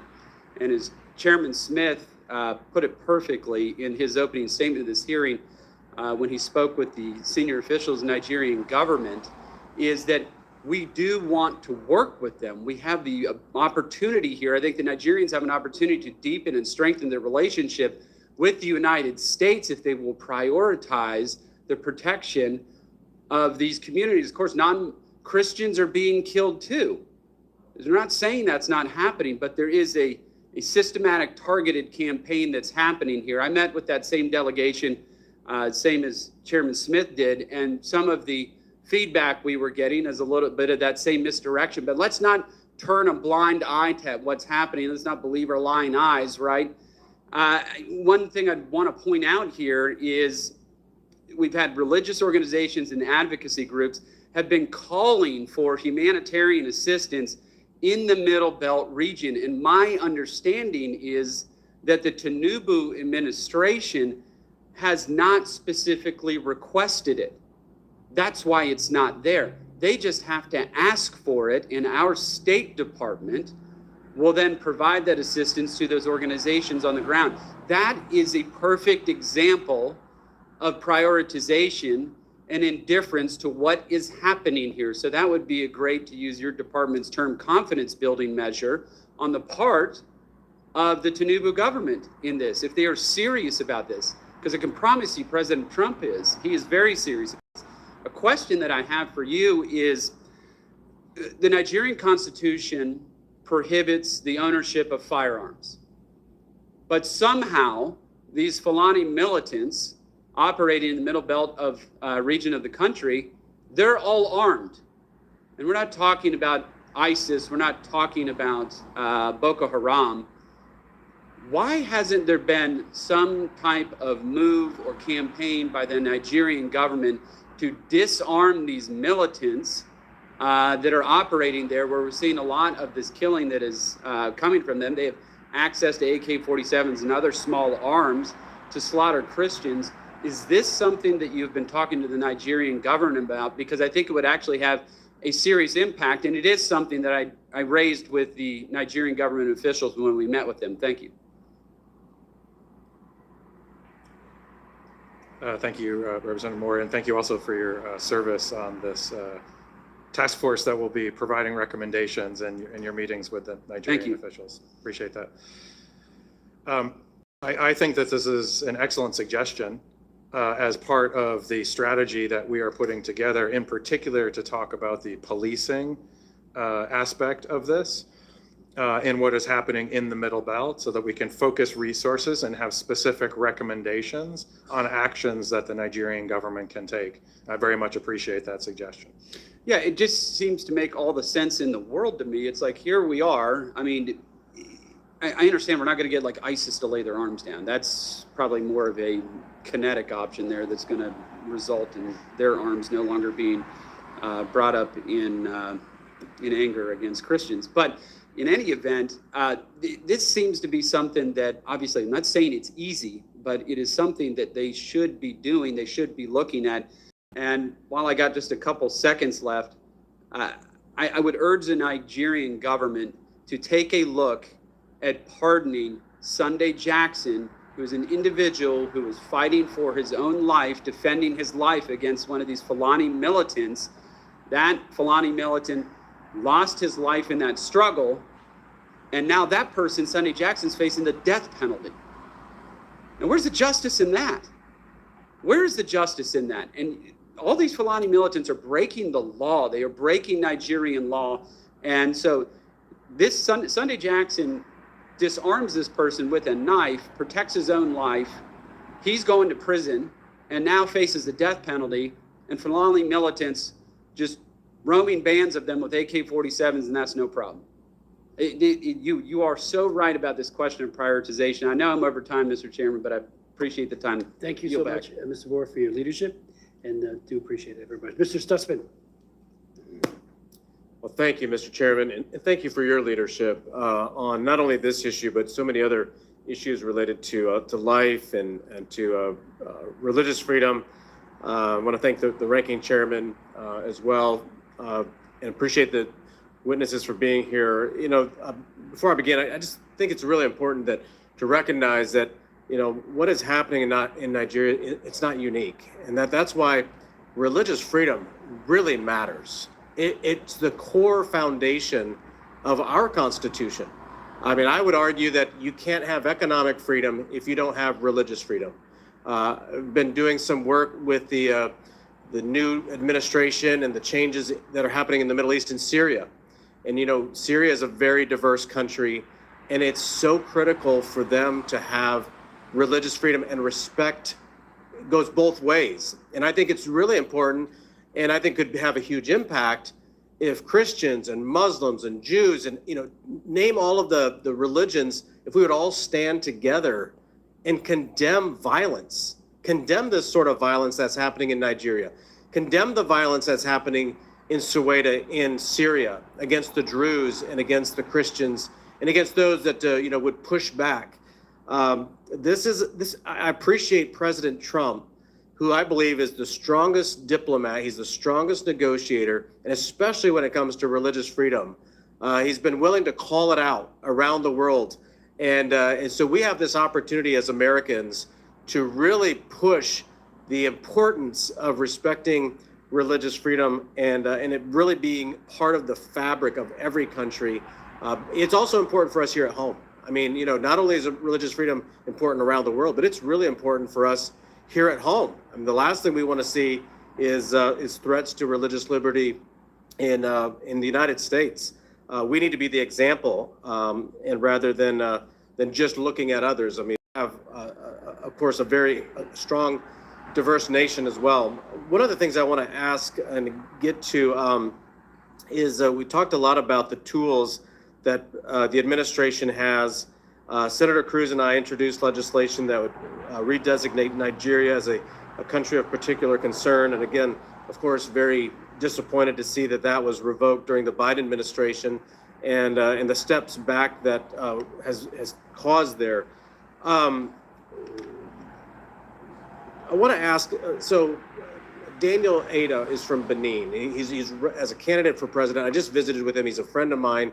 I was asking him, since Benin is right next door to Nigeria, what are we seeing in the surrounding areas? Are we seeing some of the same attacks and atrocities in other countries? And is there any sort of coalition? I know the Nigerian government is acting like this isn't happening, but is there any sort of coalition being led by us or within the region to fight back and to push back?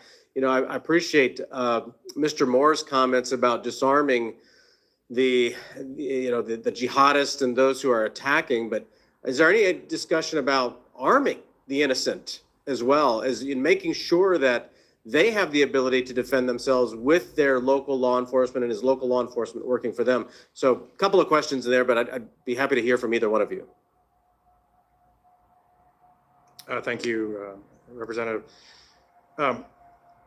The security problems, very, very serious ones that exist across the littoral states of Africa are common and are shared, especially in the north, as we see more and more terrorist insurgent action.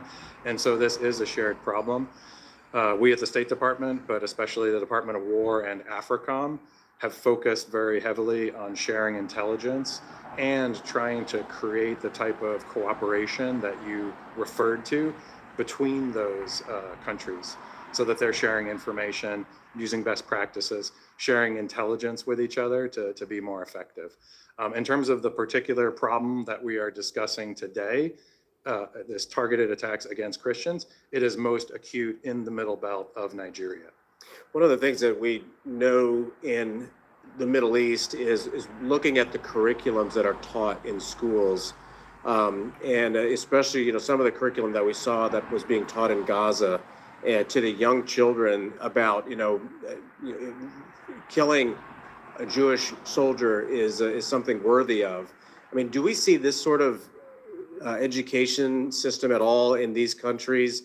Because what are the young people learning? Are they learning to be pursuing peace and prosperity? Or are they also being taught anywhere in these schools some sort of jihadist activity is worthy of accomplishing? Refer to my colleague from DRL as well, since they publish reports on this that cover some of these issues. Sure. So you'll see in our human rights reports where we call out human rights violations across countries around the world. In terms of Nigeria's curriculum in particular, I don't have that information right in front of me, but we're happy to report back to you on the committee. Sure. No, that's fine. I appreciate you both, and thank you again, Mr. Chairman, for having this hearing. Thank you for your questions and comments. We are joined by the former chairman of the Africa Subcommittee, who is now over at the Energy and Commerce Committee, James, and I want to thank him. February of 2024, he had a very important hearing on Nigeria and other advocacy throughout that time. So the floor is yours. Mr. Chairman, thank you so much for your personal invitation, for your leadership, and for your friendship. I'm honored to be back. Psalms 96:14 asks, "Who will rise up for me against the wicked? Who will take a stand for me against evildoers?" Nigeria is facing one of the gravest religious freedom crises in the world. As the former chairman of the House Foreign Affairs Committee on Africa, I have visited and have seen the direness of the conditions in what is now the deadliest place on earth to be a Christian. They are targeted, displaced, and killed simply for their faith. The ancient plea, "Is there no help for the widow's son?" still echoes today. Since 2019, nearly 17,000 Christians have been killed. In the first 7 months of this year alone, hundreds more were murdered. On June 13th, during the Yellowwater massacre, more than 280 Christians were slaughtered in a single day. These are not isolated tragedies, but a sustained pattern of religiously motivated violence, often ignored or even enabled by the Nigerian government. Extremist groups like Boko Haram, Fulani militants, and ISIS West Africa attack often without any meaningful intervention from authorities. The lack of response has created an atmosphere of impunity where Christians continue to live in constant threat and fear. The United States has previously recognized this crisis. President Trump not only designated Nigeria as a country of particular concern during his first term, but redesignated it again in his second term after President Biden inexplicably removed that designation. Religious persecution is tied to political repression and weakening institutions in Nigeria. Example, the detention of Mazi Nnamdi Kanu is a clear example. In 2022, Nigeria's Court of Appeal struck down the charges against him and ordered his release. The UN Working Group on Arbitrary Detention has also called for his unconditional release. Yet he remains in solitary confinement, in deteriorating health, and recently had to represent himself in court. Nigeria has signaled that the law is optional and targeting Christians is fair game. Just hours ago this morning, despite the pleas and cries of the Nigerian people and many Nigerian lawmakers, Mazi Nnamdi Kanu was convicted on all charges. For fiscal year 2025, the U.S. has requested nearly $8 billion for sub-Saharan Africa. But when Americans see political prisoners, judicial defiance, and the slaughter of Christians, they understandably ask as they meet their own struggles, why should our tax dollars support governments that refuse to protect their own people? Is our aid aiding a genocide? Nigeria is a nation of tremendous potential, but that potential is being choked out by violent persecution of its Christian population. No country can build a stable future where churches are burned, believers are killed, and communities live in fear. The United States must stay engaged, and Nigeria must change course now. Mr. Pratt, a direct question. Do you believe, in your professional assessment, that the government of Nigeria has been infiltrated by jihadists?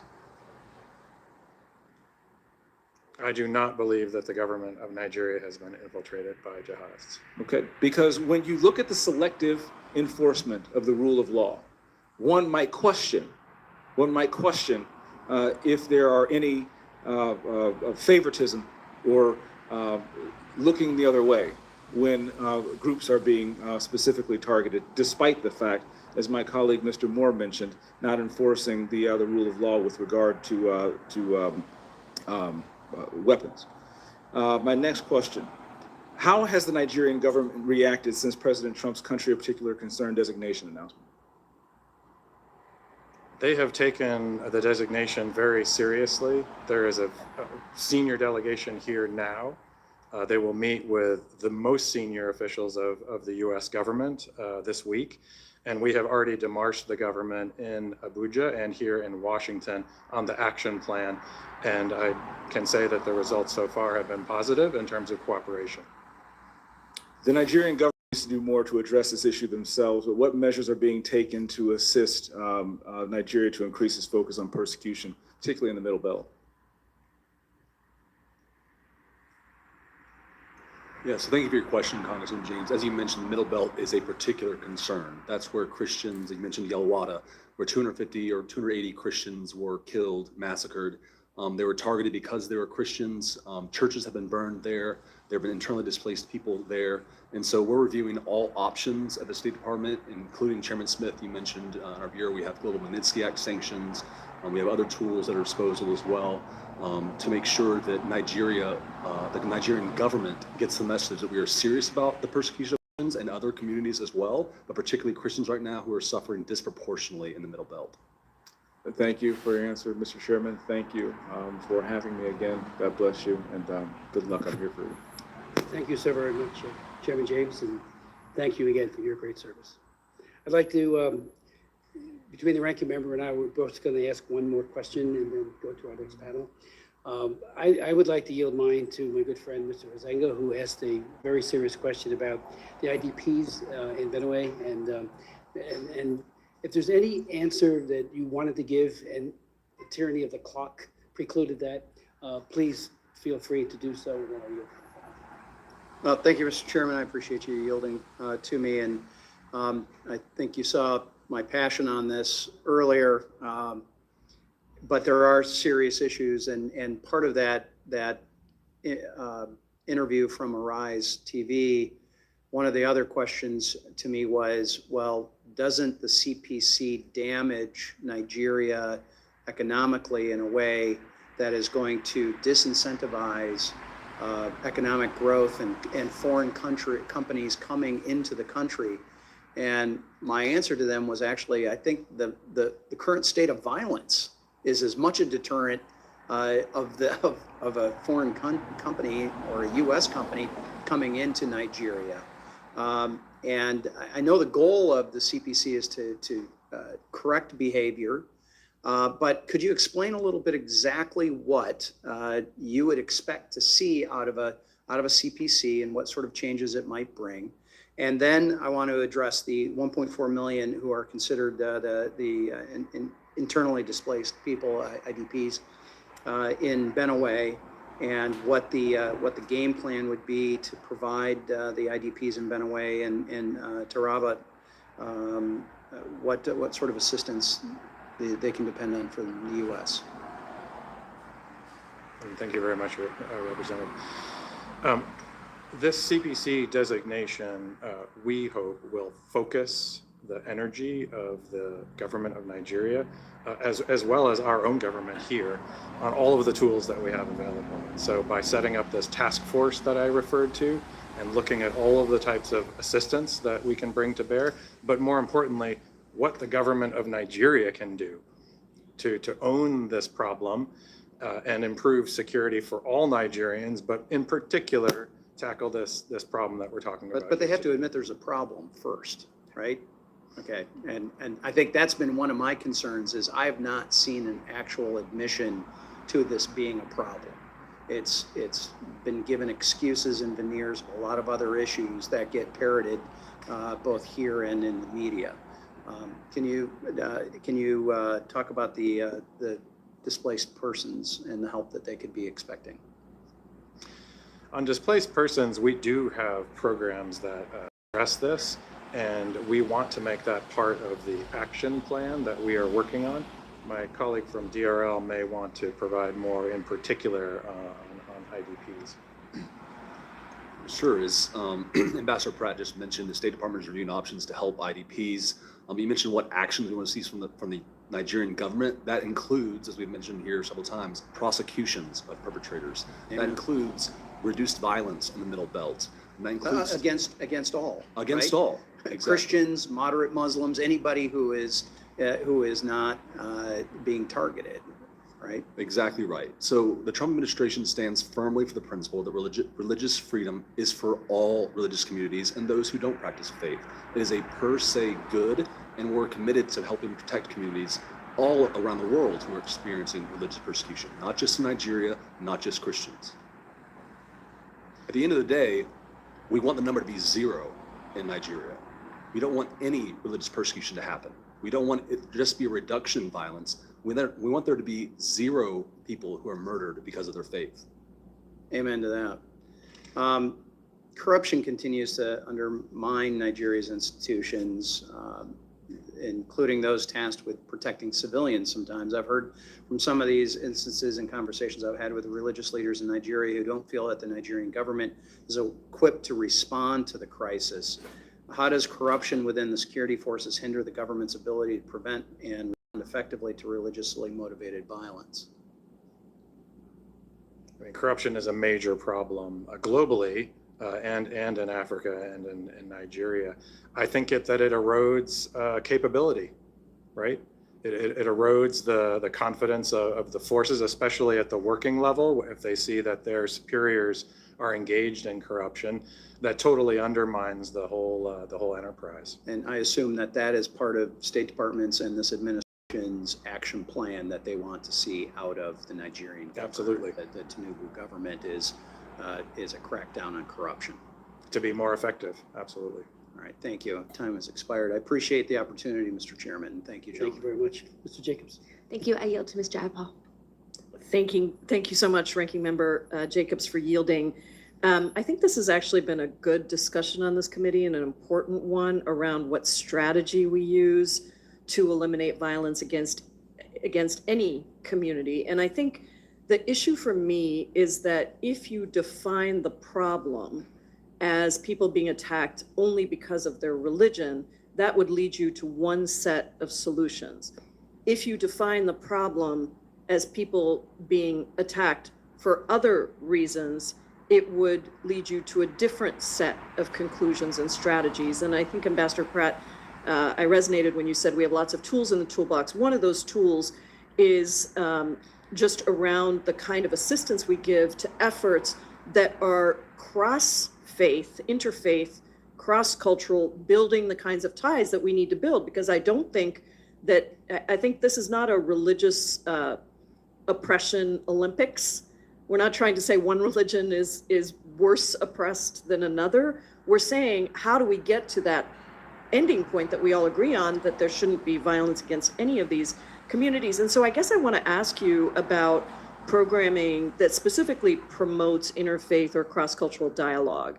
The foreign assistance review that was conducted earlier this year actually this administration cut many of those types of programs, and there are suggestions that there's going to be even more cuts that focus on these kinds of programs. One of the ones I was looking at very carefully that I know is Nigerian Youth Care, and that's one that provided Nigerian youth with mentorship and training on how to bridge religious and cultural divides. Given the administration's concerns about religious conflict and some of the shared goals we've articulated, can you explain why that contract was canceled? Thank you for your question, Representative. So there is ongoing programming in Nigeria that addresses some of the issues that you've raised. Our early warning, early response programs, for instance, also have kind of an interfaith dialogue built into them. We've seen great success from people who have experienced the program, saying that they have increased, they've seen greater tolerance amongst their communities, et cetera, et cetera. So we have effective programming. Broadly, in terms of foreign assistance, the Trump administration is reviewing every foreign assistance dollar, not to cut, but to make it more effective. We've reprioritized, we've reshaped foreign assistance in a way, not to eliminate foreign assistance, but to make it more strategic. The United States has been the most generous partner around the world of any country for foreign assistance. Secretary Rubio has said we will continue to be the most generous country. So I'm happy to share some of the programming success we've seen and get back to you on those answers. I would appreciate that. And if you can look into this one in particular, and I might send you a few others, because I think that if you say that you're only going to focus on a particular kind of program and you say some of these things are not effective, my work overseas in all of these countries says that some of this work takes time to develop the kind of leadership that is not going to be divided down the road. And so it may not have the same metrics of success immediately that you see, but I think many of these programs really do prove to be extremely important in the long term. And so I just would like to know, what is the status of each of those US funded programs related to religious tolerance? If you could share a list of that with me, I would really appreciate it. And what new assistance programs should we expect that the administration, maybe you can speak to this part, that the administration is going to promote? That's the second part of the question. And then the third part of the question for you is, I am concerned about some of the reports I'm hearing that certain programs are just going to be cut because they focus on particular communities, or they, are framed in a way that somehow is part of a some sham DEI initiative. And so maybe you could speak to those last two and get me the list of the first one. Sure. So I'm happy to follow up with the committee on the specific program we have across Africa. The administration is committed to using its foreign assistance effectively and strategically and gets the most bang for its buck for American taxpayers, because ultimately we're responsible to the American taxpayers. So in terms of programming, I'm happy to give you the specific answers that you're looking for. In terms of the other questions you raised about specific communities being having greater assistance, I forget how you phrased it, more targeted programs. We want religious freedom for all communities, full stop. We don't want religious freedom for some communities. We want religious freedom for all religious communities, including those who don't practice faith.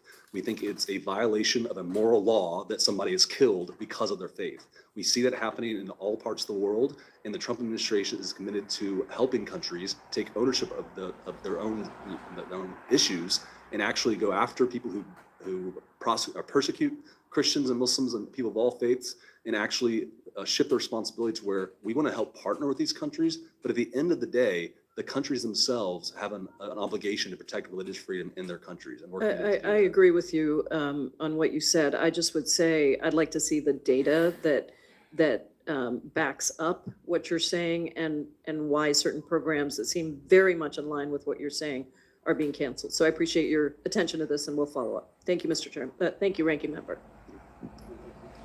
Thank you both for your testimonies, but above all for your leadership. It's extraordinary.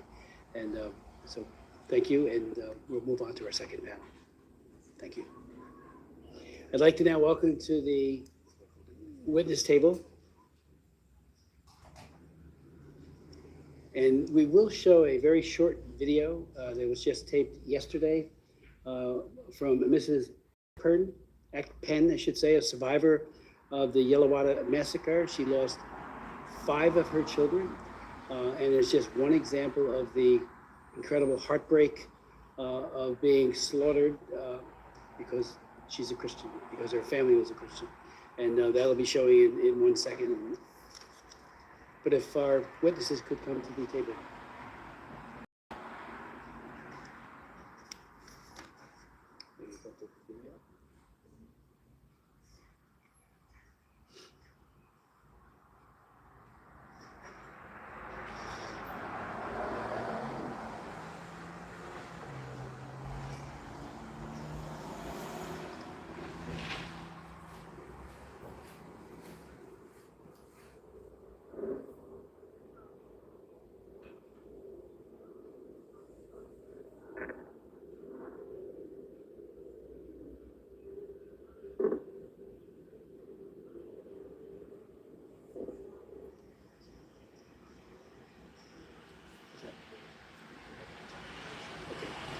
We'll come back to the video in a minute. Let me introduce our distinguished witnesses, beginning with Nina Shea, a senior fellow and director at the Center for Religious Freedom at the Hudson Institute.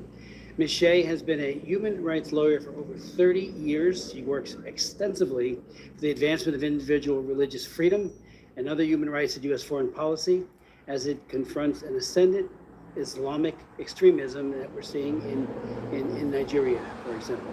And I want to thank her for her leadership. She has testified before, and her wisdom has been greatly esteemed by this committee, and particularly by this chairman. We'll then hear from Oge Ananbugu, is that correct? Thank you.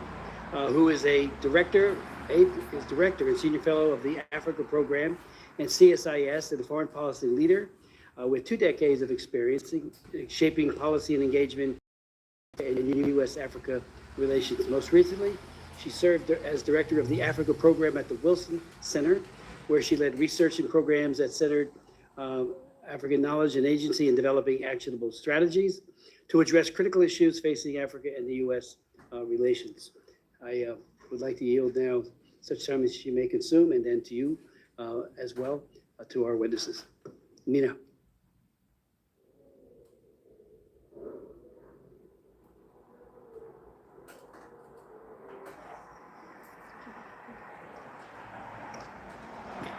Thank you, Mr. Chairman. Thank you, Ranking Member Jacobs and members of the committee for holding this very important hearing.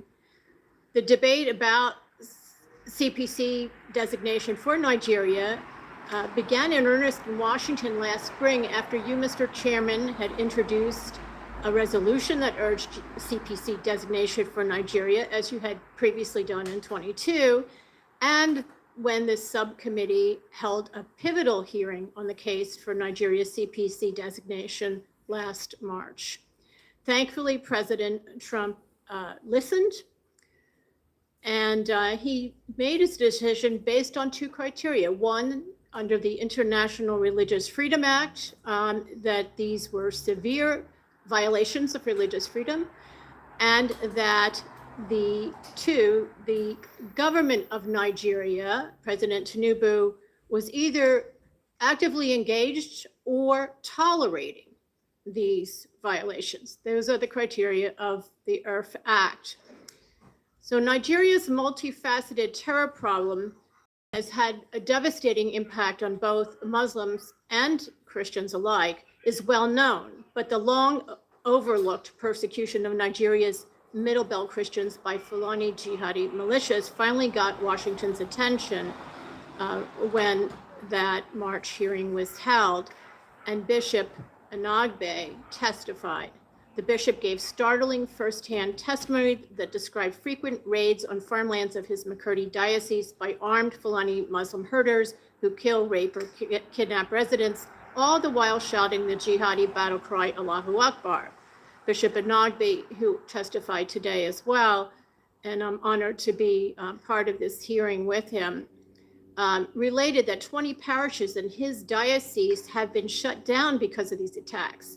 Moreover, he said Nigeria's government was doing nothing to stop this. I agreed in my testimony then that Nigeria should be designated a CPC precisely because the relentless and systematic Fulani attacks targeting Middle Belt Christians are carried out with complete government impunity. By contrast, the government is fighting the terror groups in the north. So this is really key to understanding why CPC is warranted in this case. The bishop's frank testimony required heroic courage. He soon began receiving death threats. A few weeks later, Fulani militants attacked his home village and massacred 12 of his relatives and scores of others. The priest directing his Justice and Peace Office, who took the body counts and came to the aid of survivors in such attacks, has been forced to take temporary leave after credible threats to his life. Mr. Chairman and White House, Mr. Chairman, you and White House officials who had met with Bishop Anagbe were appalled when you heard of this. The attack was part of the brutal pattern seen in Benue and various other Middle Belt states, but it also raised the concern that this attack was in reprisal for his testimony to Congress, one organized not simply by nomadic herders, but by those in Nigeria who are close observers of Washington. 2 weeks after that incident, Yalawada, which is, by the way, only 5 miles from the state capital of Makurdi, that's Benue, was hit by a large Fulani raid. We've others have spoken about that. Over 270 Christians were murdered, and the victims included some who had been displaced from their hometowns by prior Fulani raids and had sought refuge in Yalawada because there's a military garrison there. The Nigerian troops there did not put up a fight against the dozens of, and it was only dozens of Fulani attackers who swarmed in on motorcycles and some on foot, wielding assault rifles and machetes as their weapons. This has been going on for years, again with government impunity. Similar attacks are taking place elsewhere in the Middle Belt. To give one recent example, Catholic priest Father George Dogo told the outlet Truth Nigeria, which is directed by former State Department official Douglas Burton, that 10 days ago in Taraba, Fulani militants stormed through a local government area, indiscriminately killing 20 people and burning and damaging homes and churches. A survivor, Christiana Joseph, a 33-year-old farmer from Amadu village, told Truth Nigeria that as she was preparing to go to early morning mass, a Fulani militia arrived on motorcycles and shot into her house. She is quoted stating, "They fired for about 5 minutes, shouting Allahu Akbar. When the gunfire stopped, I went inside and found my husband of 14 years, John Joseph, already dead." Survivor Samson Haruna also stated that attackers on motorcycles with AK assault rifles strafed houses in his neighboring village. He said, "My neighbors, David Bawa and Titus Gregory, lost 5 family members between them. My house was riddled with bullets." According to the Truth Nigeria report on this Taraba attack, quote, "The Fulani militants that attacked were led by warlord Alhaji Tukur, according to community leader Usa. Wakori Diocese Bishop Mark Nzukwan called the crisis overwhelming and said that 335 Catholic churches have been destroyed and more than 300,000 Catholics there have been displaced beginning in 2015. That's just in his diocese.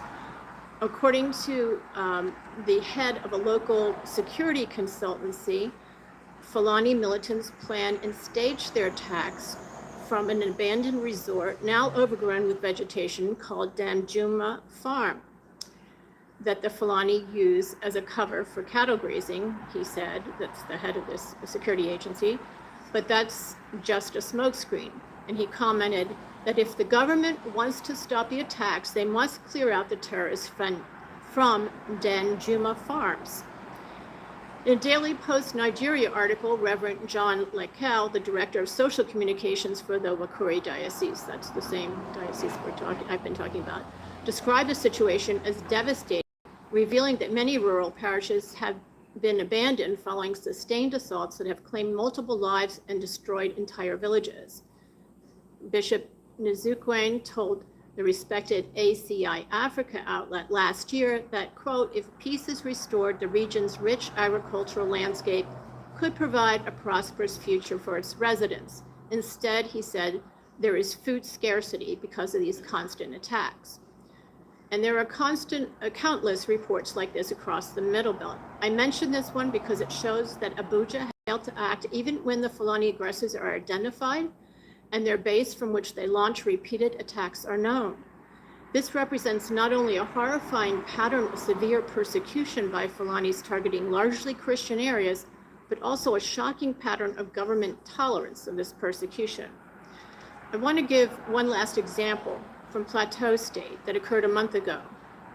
The Reverend Ezekiel Dechomo of Plateau, who is the regional chairman of the Church of Christ in Nations, told journalist in Jos on October 24 that Islamic extremists have threatened to murder him from calling on the Nigerian and US governments to help protect Christians against genocide.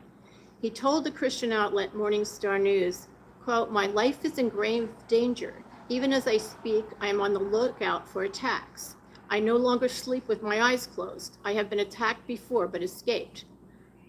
The threats came after he appeared in a video on October 15, standing in a mass grave containing the remains of a dozen slain church members, reportedly killed by Fulani herders.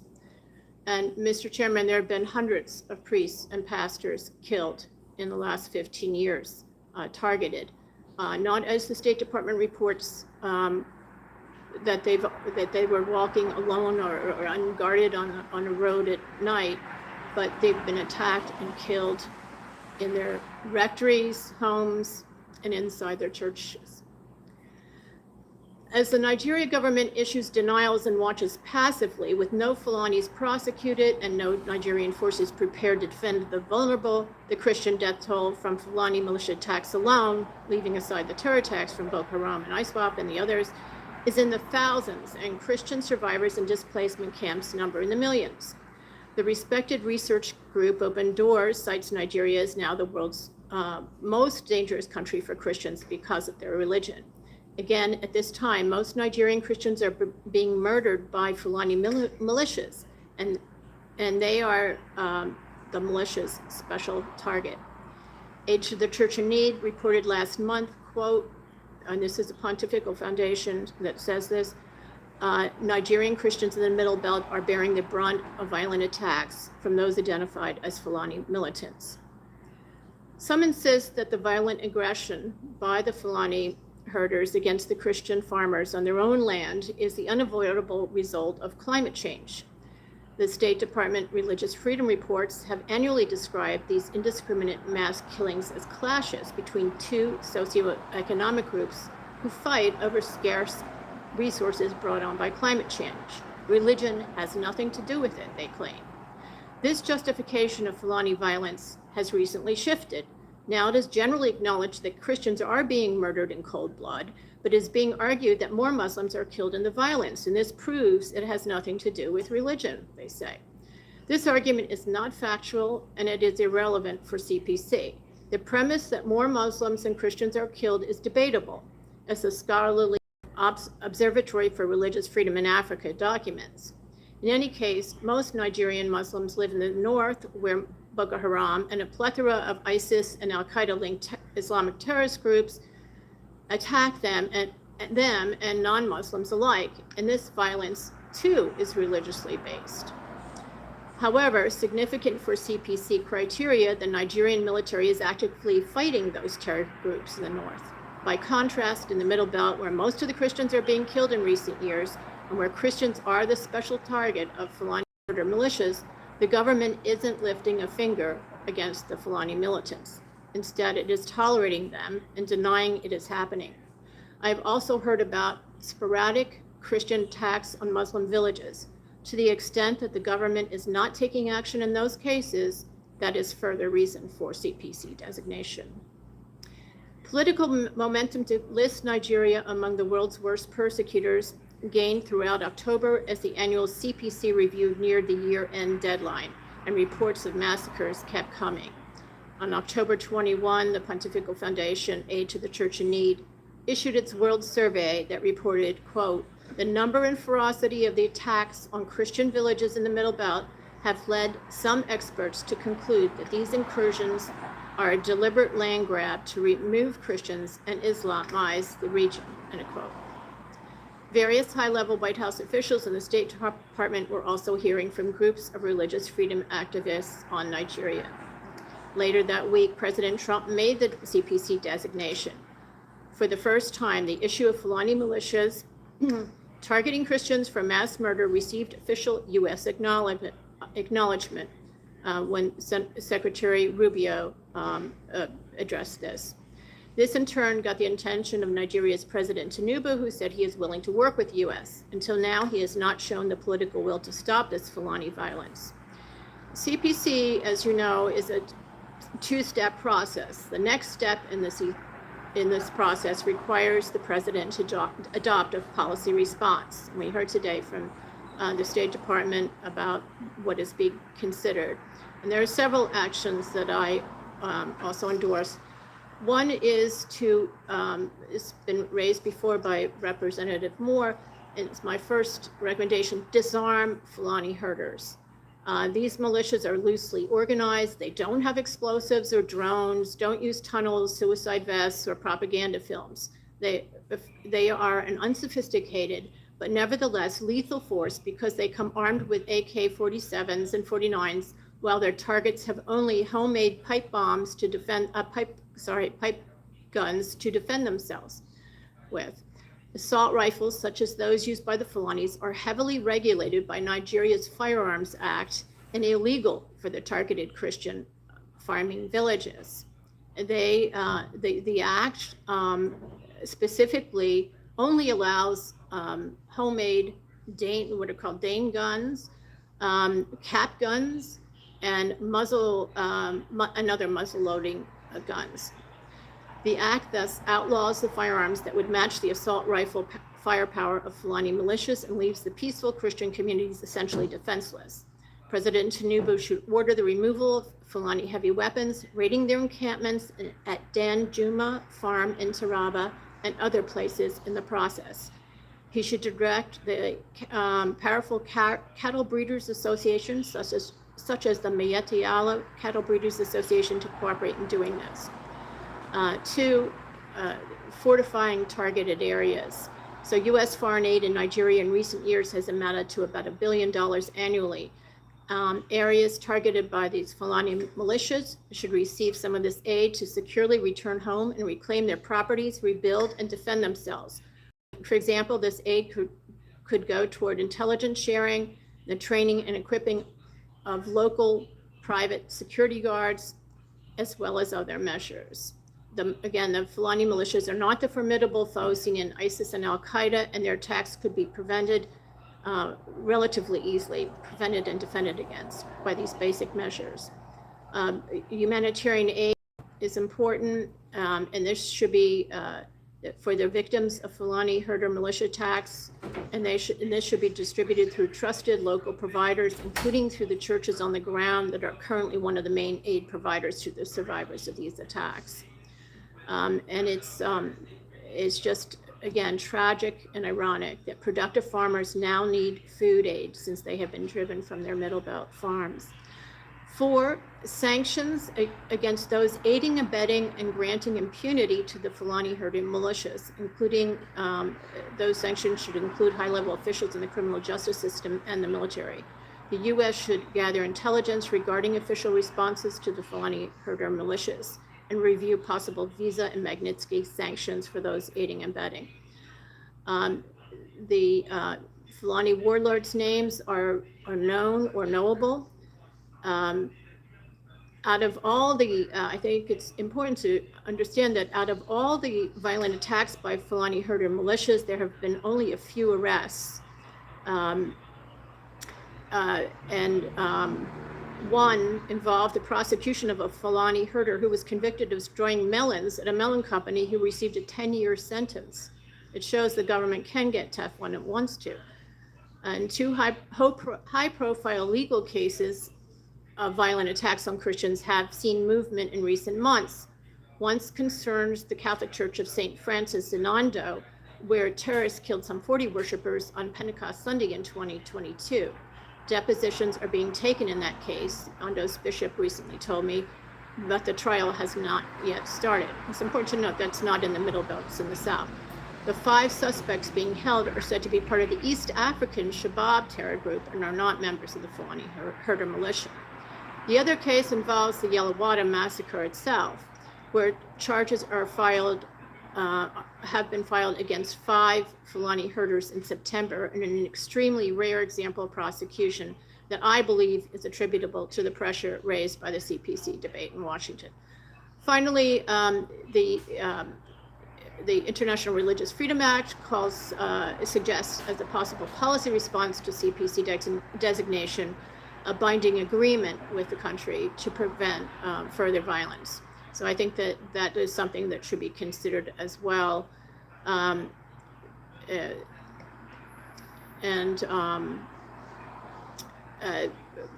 Unfortunately, President Tinubu hasn't shown the political will so far to direct the police and military action within his power. And he argues that because the police force is centralized under the Constitution, he is overwhelmed. He says that a constitutional amendment is required to give back policing power to the governors of the states, and that could take years. However, right now there exist legal ways he can shore up defenses within the targeted Christian areas. For example, decentralizing police commands internally, or empowering local guards, or deploying more mobile police units to states, and prioritizing referrals of state governor police orders for presidential review. So I suggest that the U.S. enter into a binding agreement with Nigeria to ensure this needed police protection against the Fulani militias. Since President Trump's CPC designation, I note some Nigerian officials, including generals of a force in the southern state of Ondo, who cite worries about securing Nigeria's wide open border, already asked for U.S. partnership in an effort to help flush out Fulani ethnic militia terrorists from the Southwest. Thank you. Ms. Shea, thank you so very much for that very well thought out testimony. I mean, you have so much in there, and I'll go back and read it to pull out much of what you have just conveyed to the committee. So thank you for that. And I'd like now to recognize our next witness, Ms. Anabugu. Thank you very much. Chairman Smith, Ranking Member Jacobs, distinguished members of the committee, I'm honored to share my views before this committee today. Just want to state that CSIS does not take policy positions, so the views represented in this testimony are my own and not those of my employer. In this testimony, I would like to reinforce the recommendations that I made before this committee in March. In addition, I would like to reflect on how this tenuous moment in US-Nigeria relations provide an opportunity for both countries to work together to address the critical threats of jihadist violence and insecurity in Nigeria, and to develop a more strategic partnership.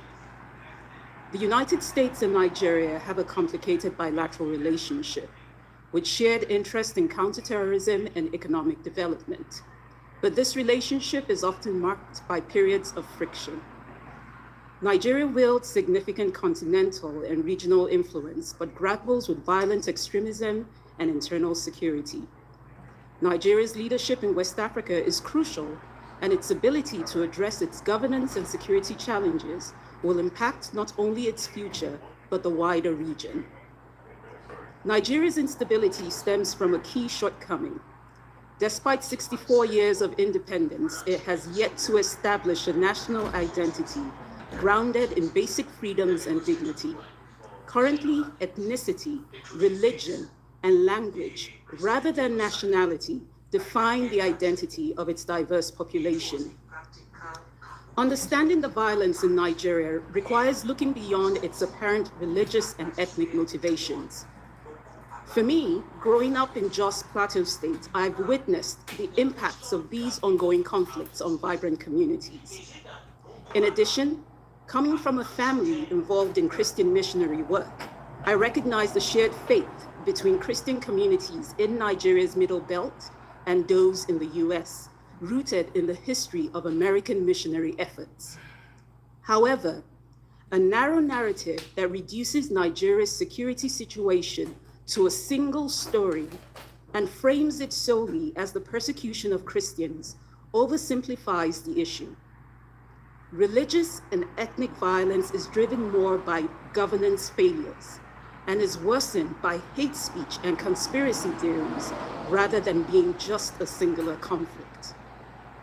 Nigeria is facing multiple security crises due to religious extremism, banditry, criminality, resource competition, communal disputes, and separatist agitation.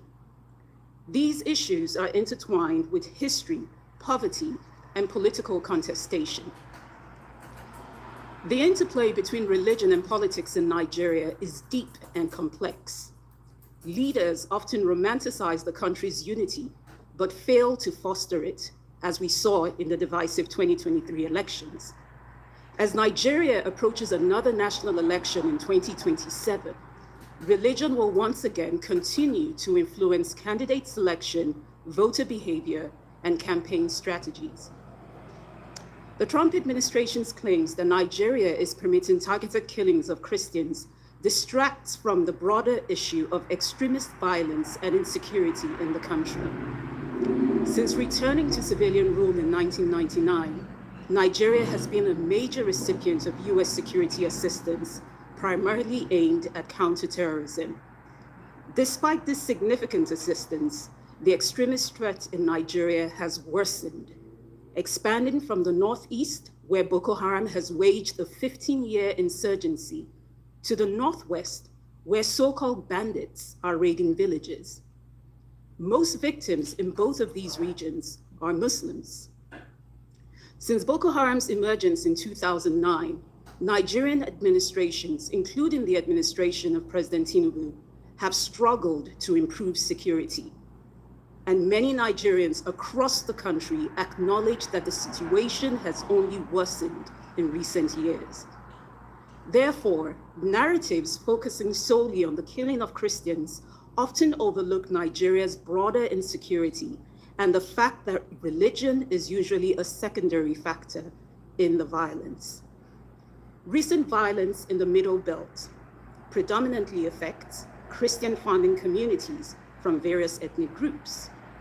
Victims are mostly believed to be killed by Fulani herders who are primarily Muslims. But the killings aren't explicitly motivated by religious reasons. While some community members actually describe the violence in their communities as genocidal, they often emphasize that the underlying causes are ethnic and material, such as land grabs, rather than on religious differences alone. Nevertheless, the high level of security across Nigeria has left many religious communities, including Christians, at risk. The failure to hold the perpetrators of these violent acts accountable has created both a sense of impunity among the attackers and a sense of grievance in the affected communities. Nigerian citizens have mixed reactions to the US redesignation of Nigeria as a country of particular concern.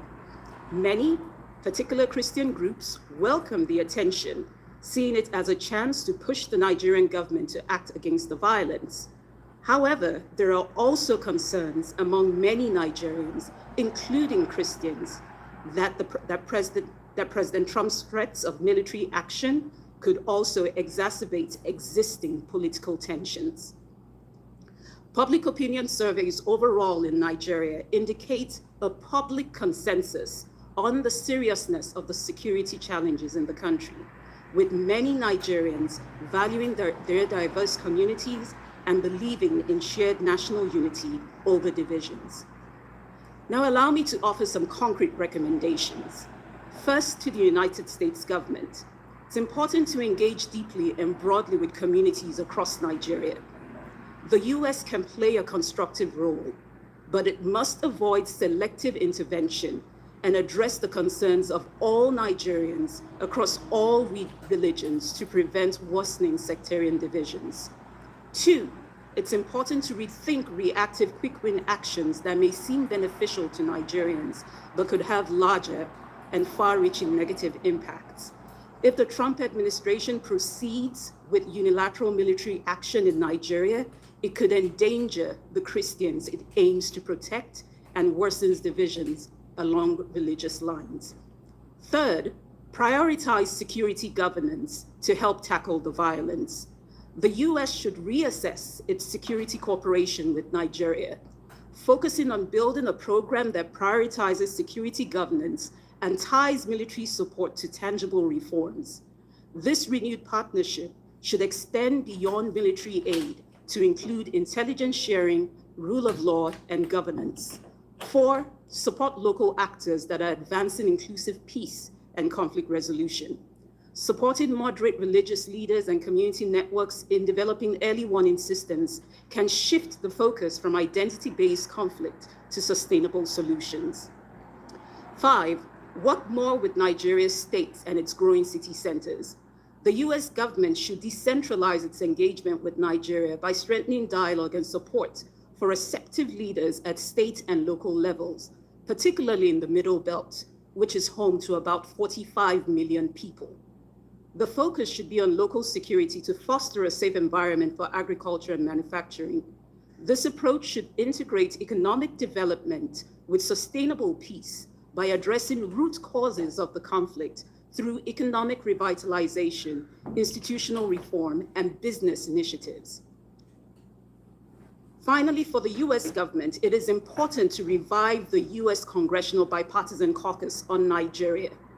The US relationship with Nigeria is a key strategic partnership in Africa. An active bipartisan congressional caucus will highlight this importance, foster discussions, and provide a platform for diverse perspectives to better inform legislative answers on various issues. Now, recommendations for the Nigerian government. It is important to appoint a Nigerian ambassador to the United States to improve its international engagement and manage narratives about its security realities. It's critical for President Tinubu to appoint a capable Nigerian ambassador to the US, as I also recommended in my testimony in March.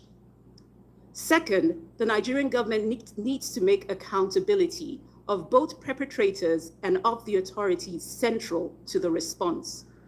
Nigerian citizens need justice, as criminality in the Middle Belt has increased due to impunity. The narrative of Christian genocide has gained traction because of years of mass killings without accountability, leaving many faith communities feeling abandoned. Third, Nigerian government needs to get serious about police reform.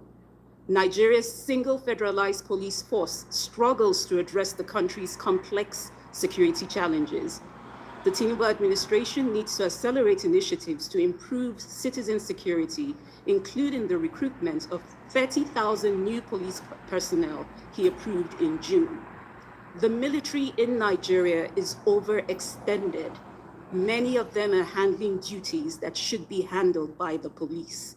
And it's essential to think about how the country reassigns police officers that are currently providing personal security to wealthy elites to focus more on the serious crimes. Next, coordinate federal and state action and messaging. Effective coordination so desperately needed among Nigeria's federal and state governments is often undermined by finger pointing, and this must stop.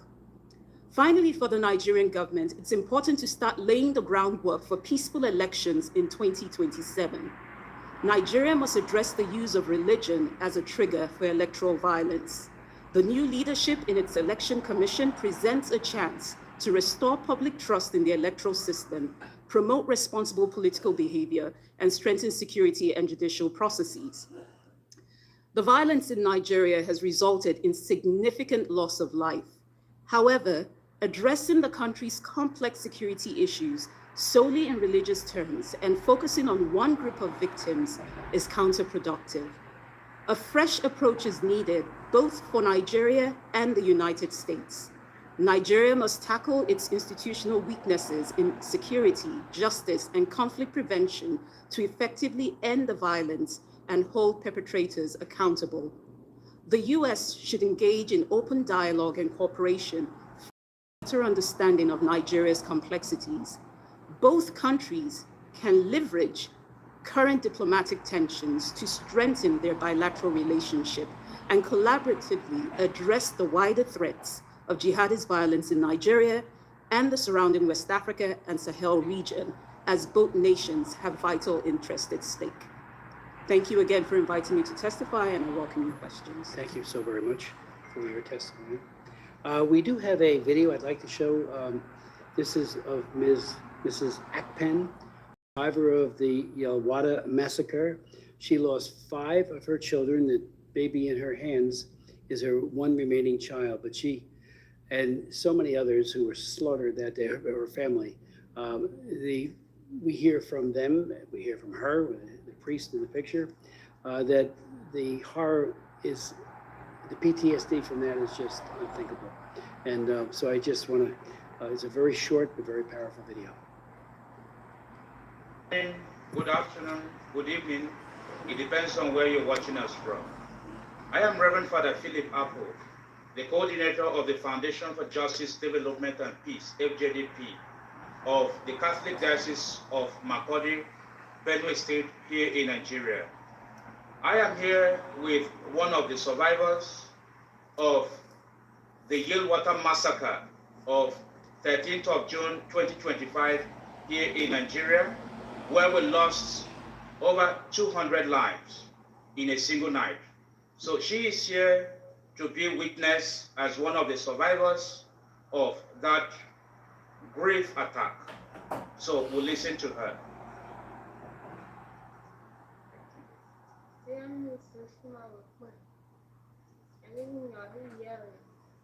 That her name is Nsoshima Akpen.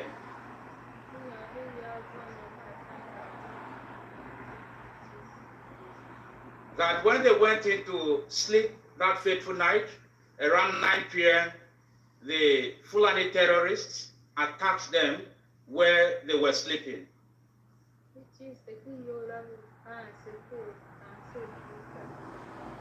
That they were locked inside the camp at Yelwada, and they were butchering them with cutlasses and shooting guns as well.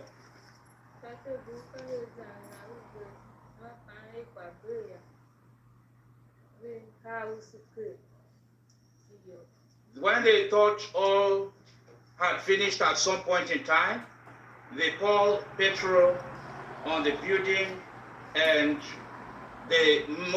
majority of them were set ablaze.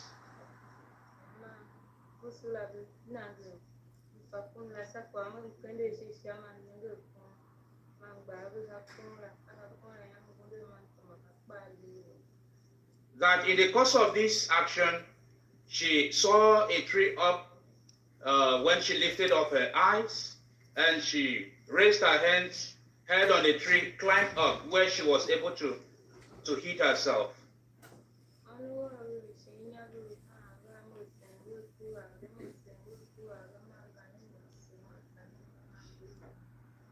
That her 5 children that she left below were crying, and in her presence, they were being slaughtered by the terrorists. Okay.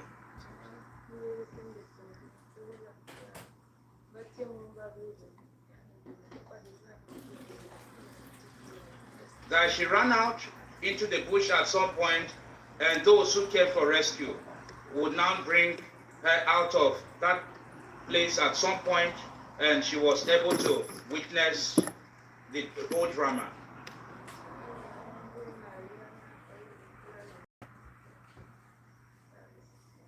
And when the people came, they were now relocated to a new camp. So thank you very much. This is the much we can receive from Msoshima Akpen. God bless you. Thank you very much. And we now go to questions.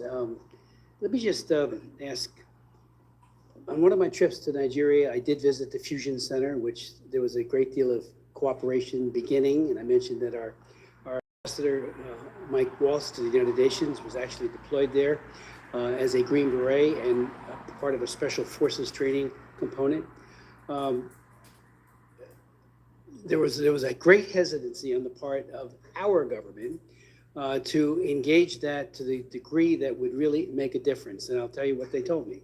They said that they were worried about the applying the Leahy law so that we do not fund or train human rights violators.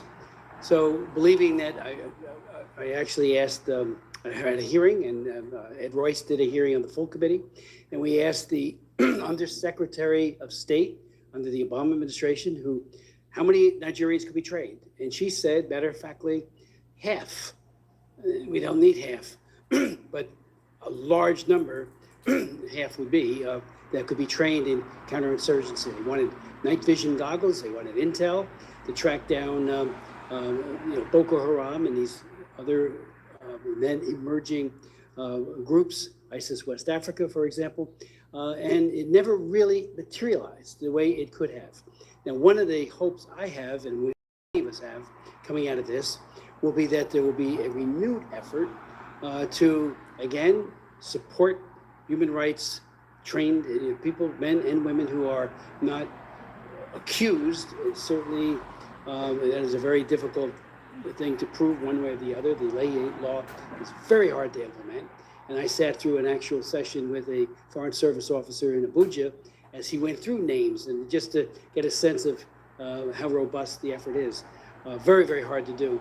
But again, so many can be trained. And I think what we are hoping will come out of this, in addition to a whole lot of other things, is a very highly trained counterinsurgency force that will take it to Boko Haram, the Fulani terrorists, and others. I note that just today, there's a report that just came out that the president is not going to a G20 meeting, and he's deploying additional people to a place where there were killings in Kawara. And I hope they're realizing we're not kidding in the United States. The President of the United States is absolutely committed to this. Marco Rubio is as well, and right on down. And what are we doing? We want to help, as I said earlier, those who are at risk, those who are dying, those like that wonderful woman we just saw a moment ago who lost 5 of her children. We don't want that to happen anymore. And, you know, I do believe that the art of the possible, when you have a will, when you have a focus, you can have great achievements for peace. And that's the hope here. So last night, and I know that my colleagues also had meetings with this high-level delegation, and ours went for almost 2 hours. And I said, think of us as partners. You know, yes, we do have the ability to levy sanctions, and you may not like it, but we're doing it because we care about the people in your country that are being slaughtered, both Christians and Muslims. So your thoughts on really getting this cooperation off the ground. When I was there, I talked to a lot of people and I followed up once I got here. And they had all these recommendations, only a few, if any, were ever carried forward with. And that's unfortunate. Some were.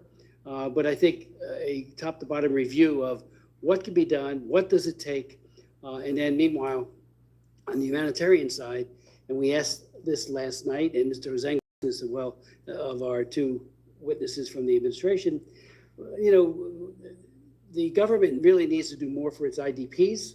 It has not.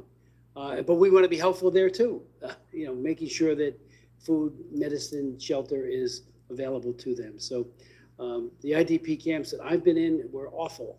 One was an old hotel that was just, makeshift turned into an IDP, and that was probably one of the better ones.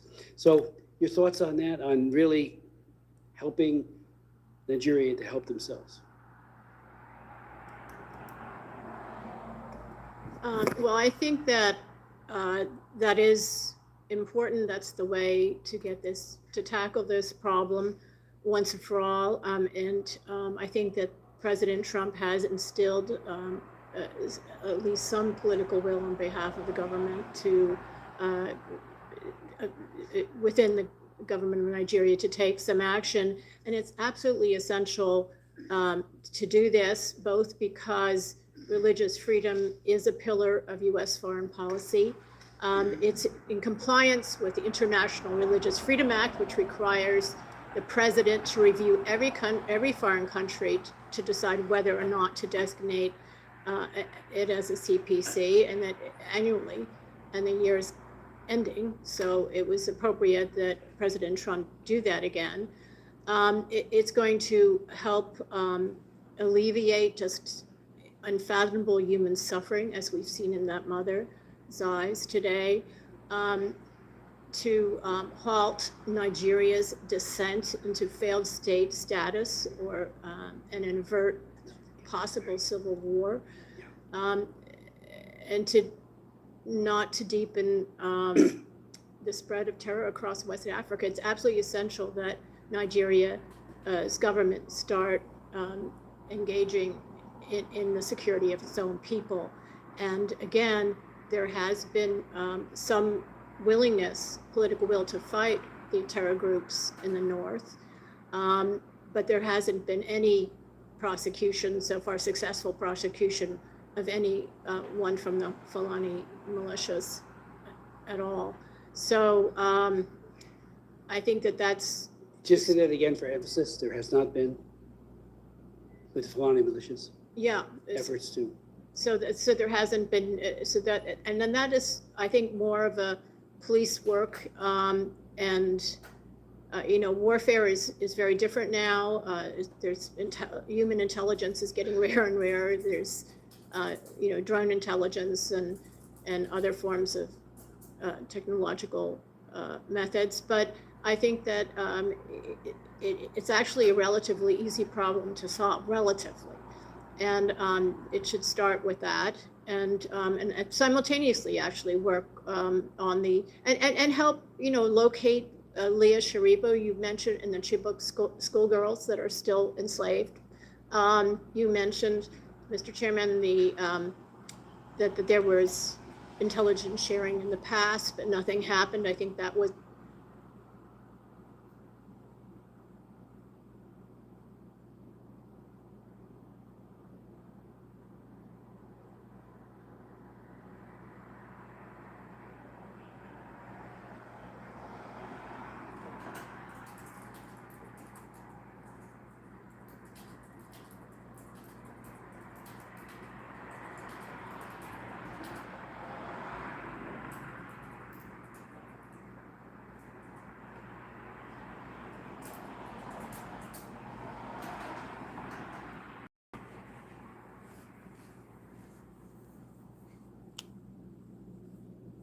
Okay, guys. We've all heard everything that was said. So, Phew. Thank you very much for joining me on the stream. I'll see you guys on my next one. Bye.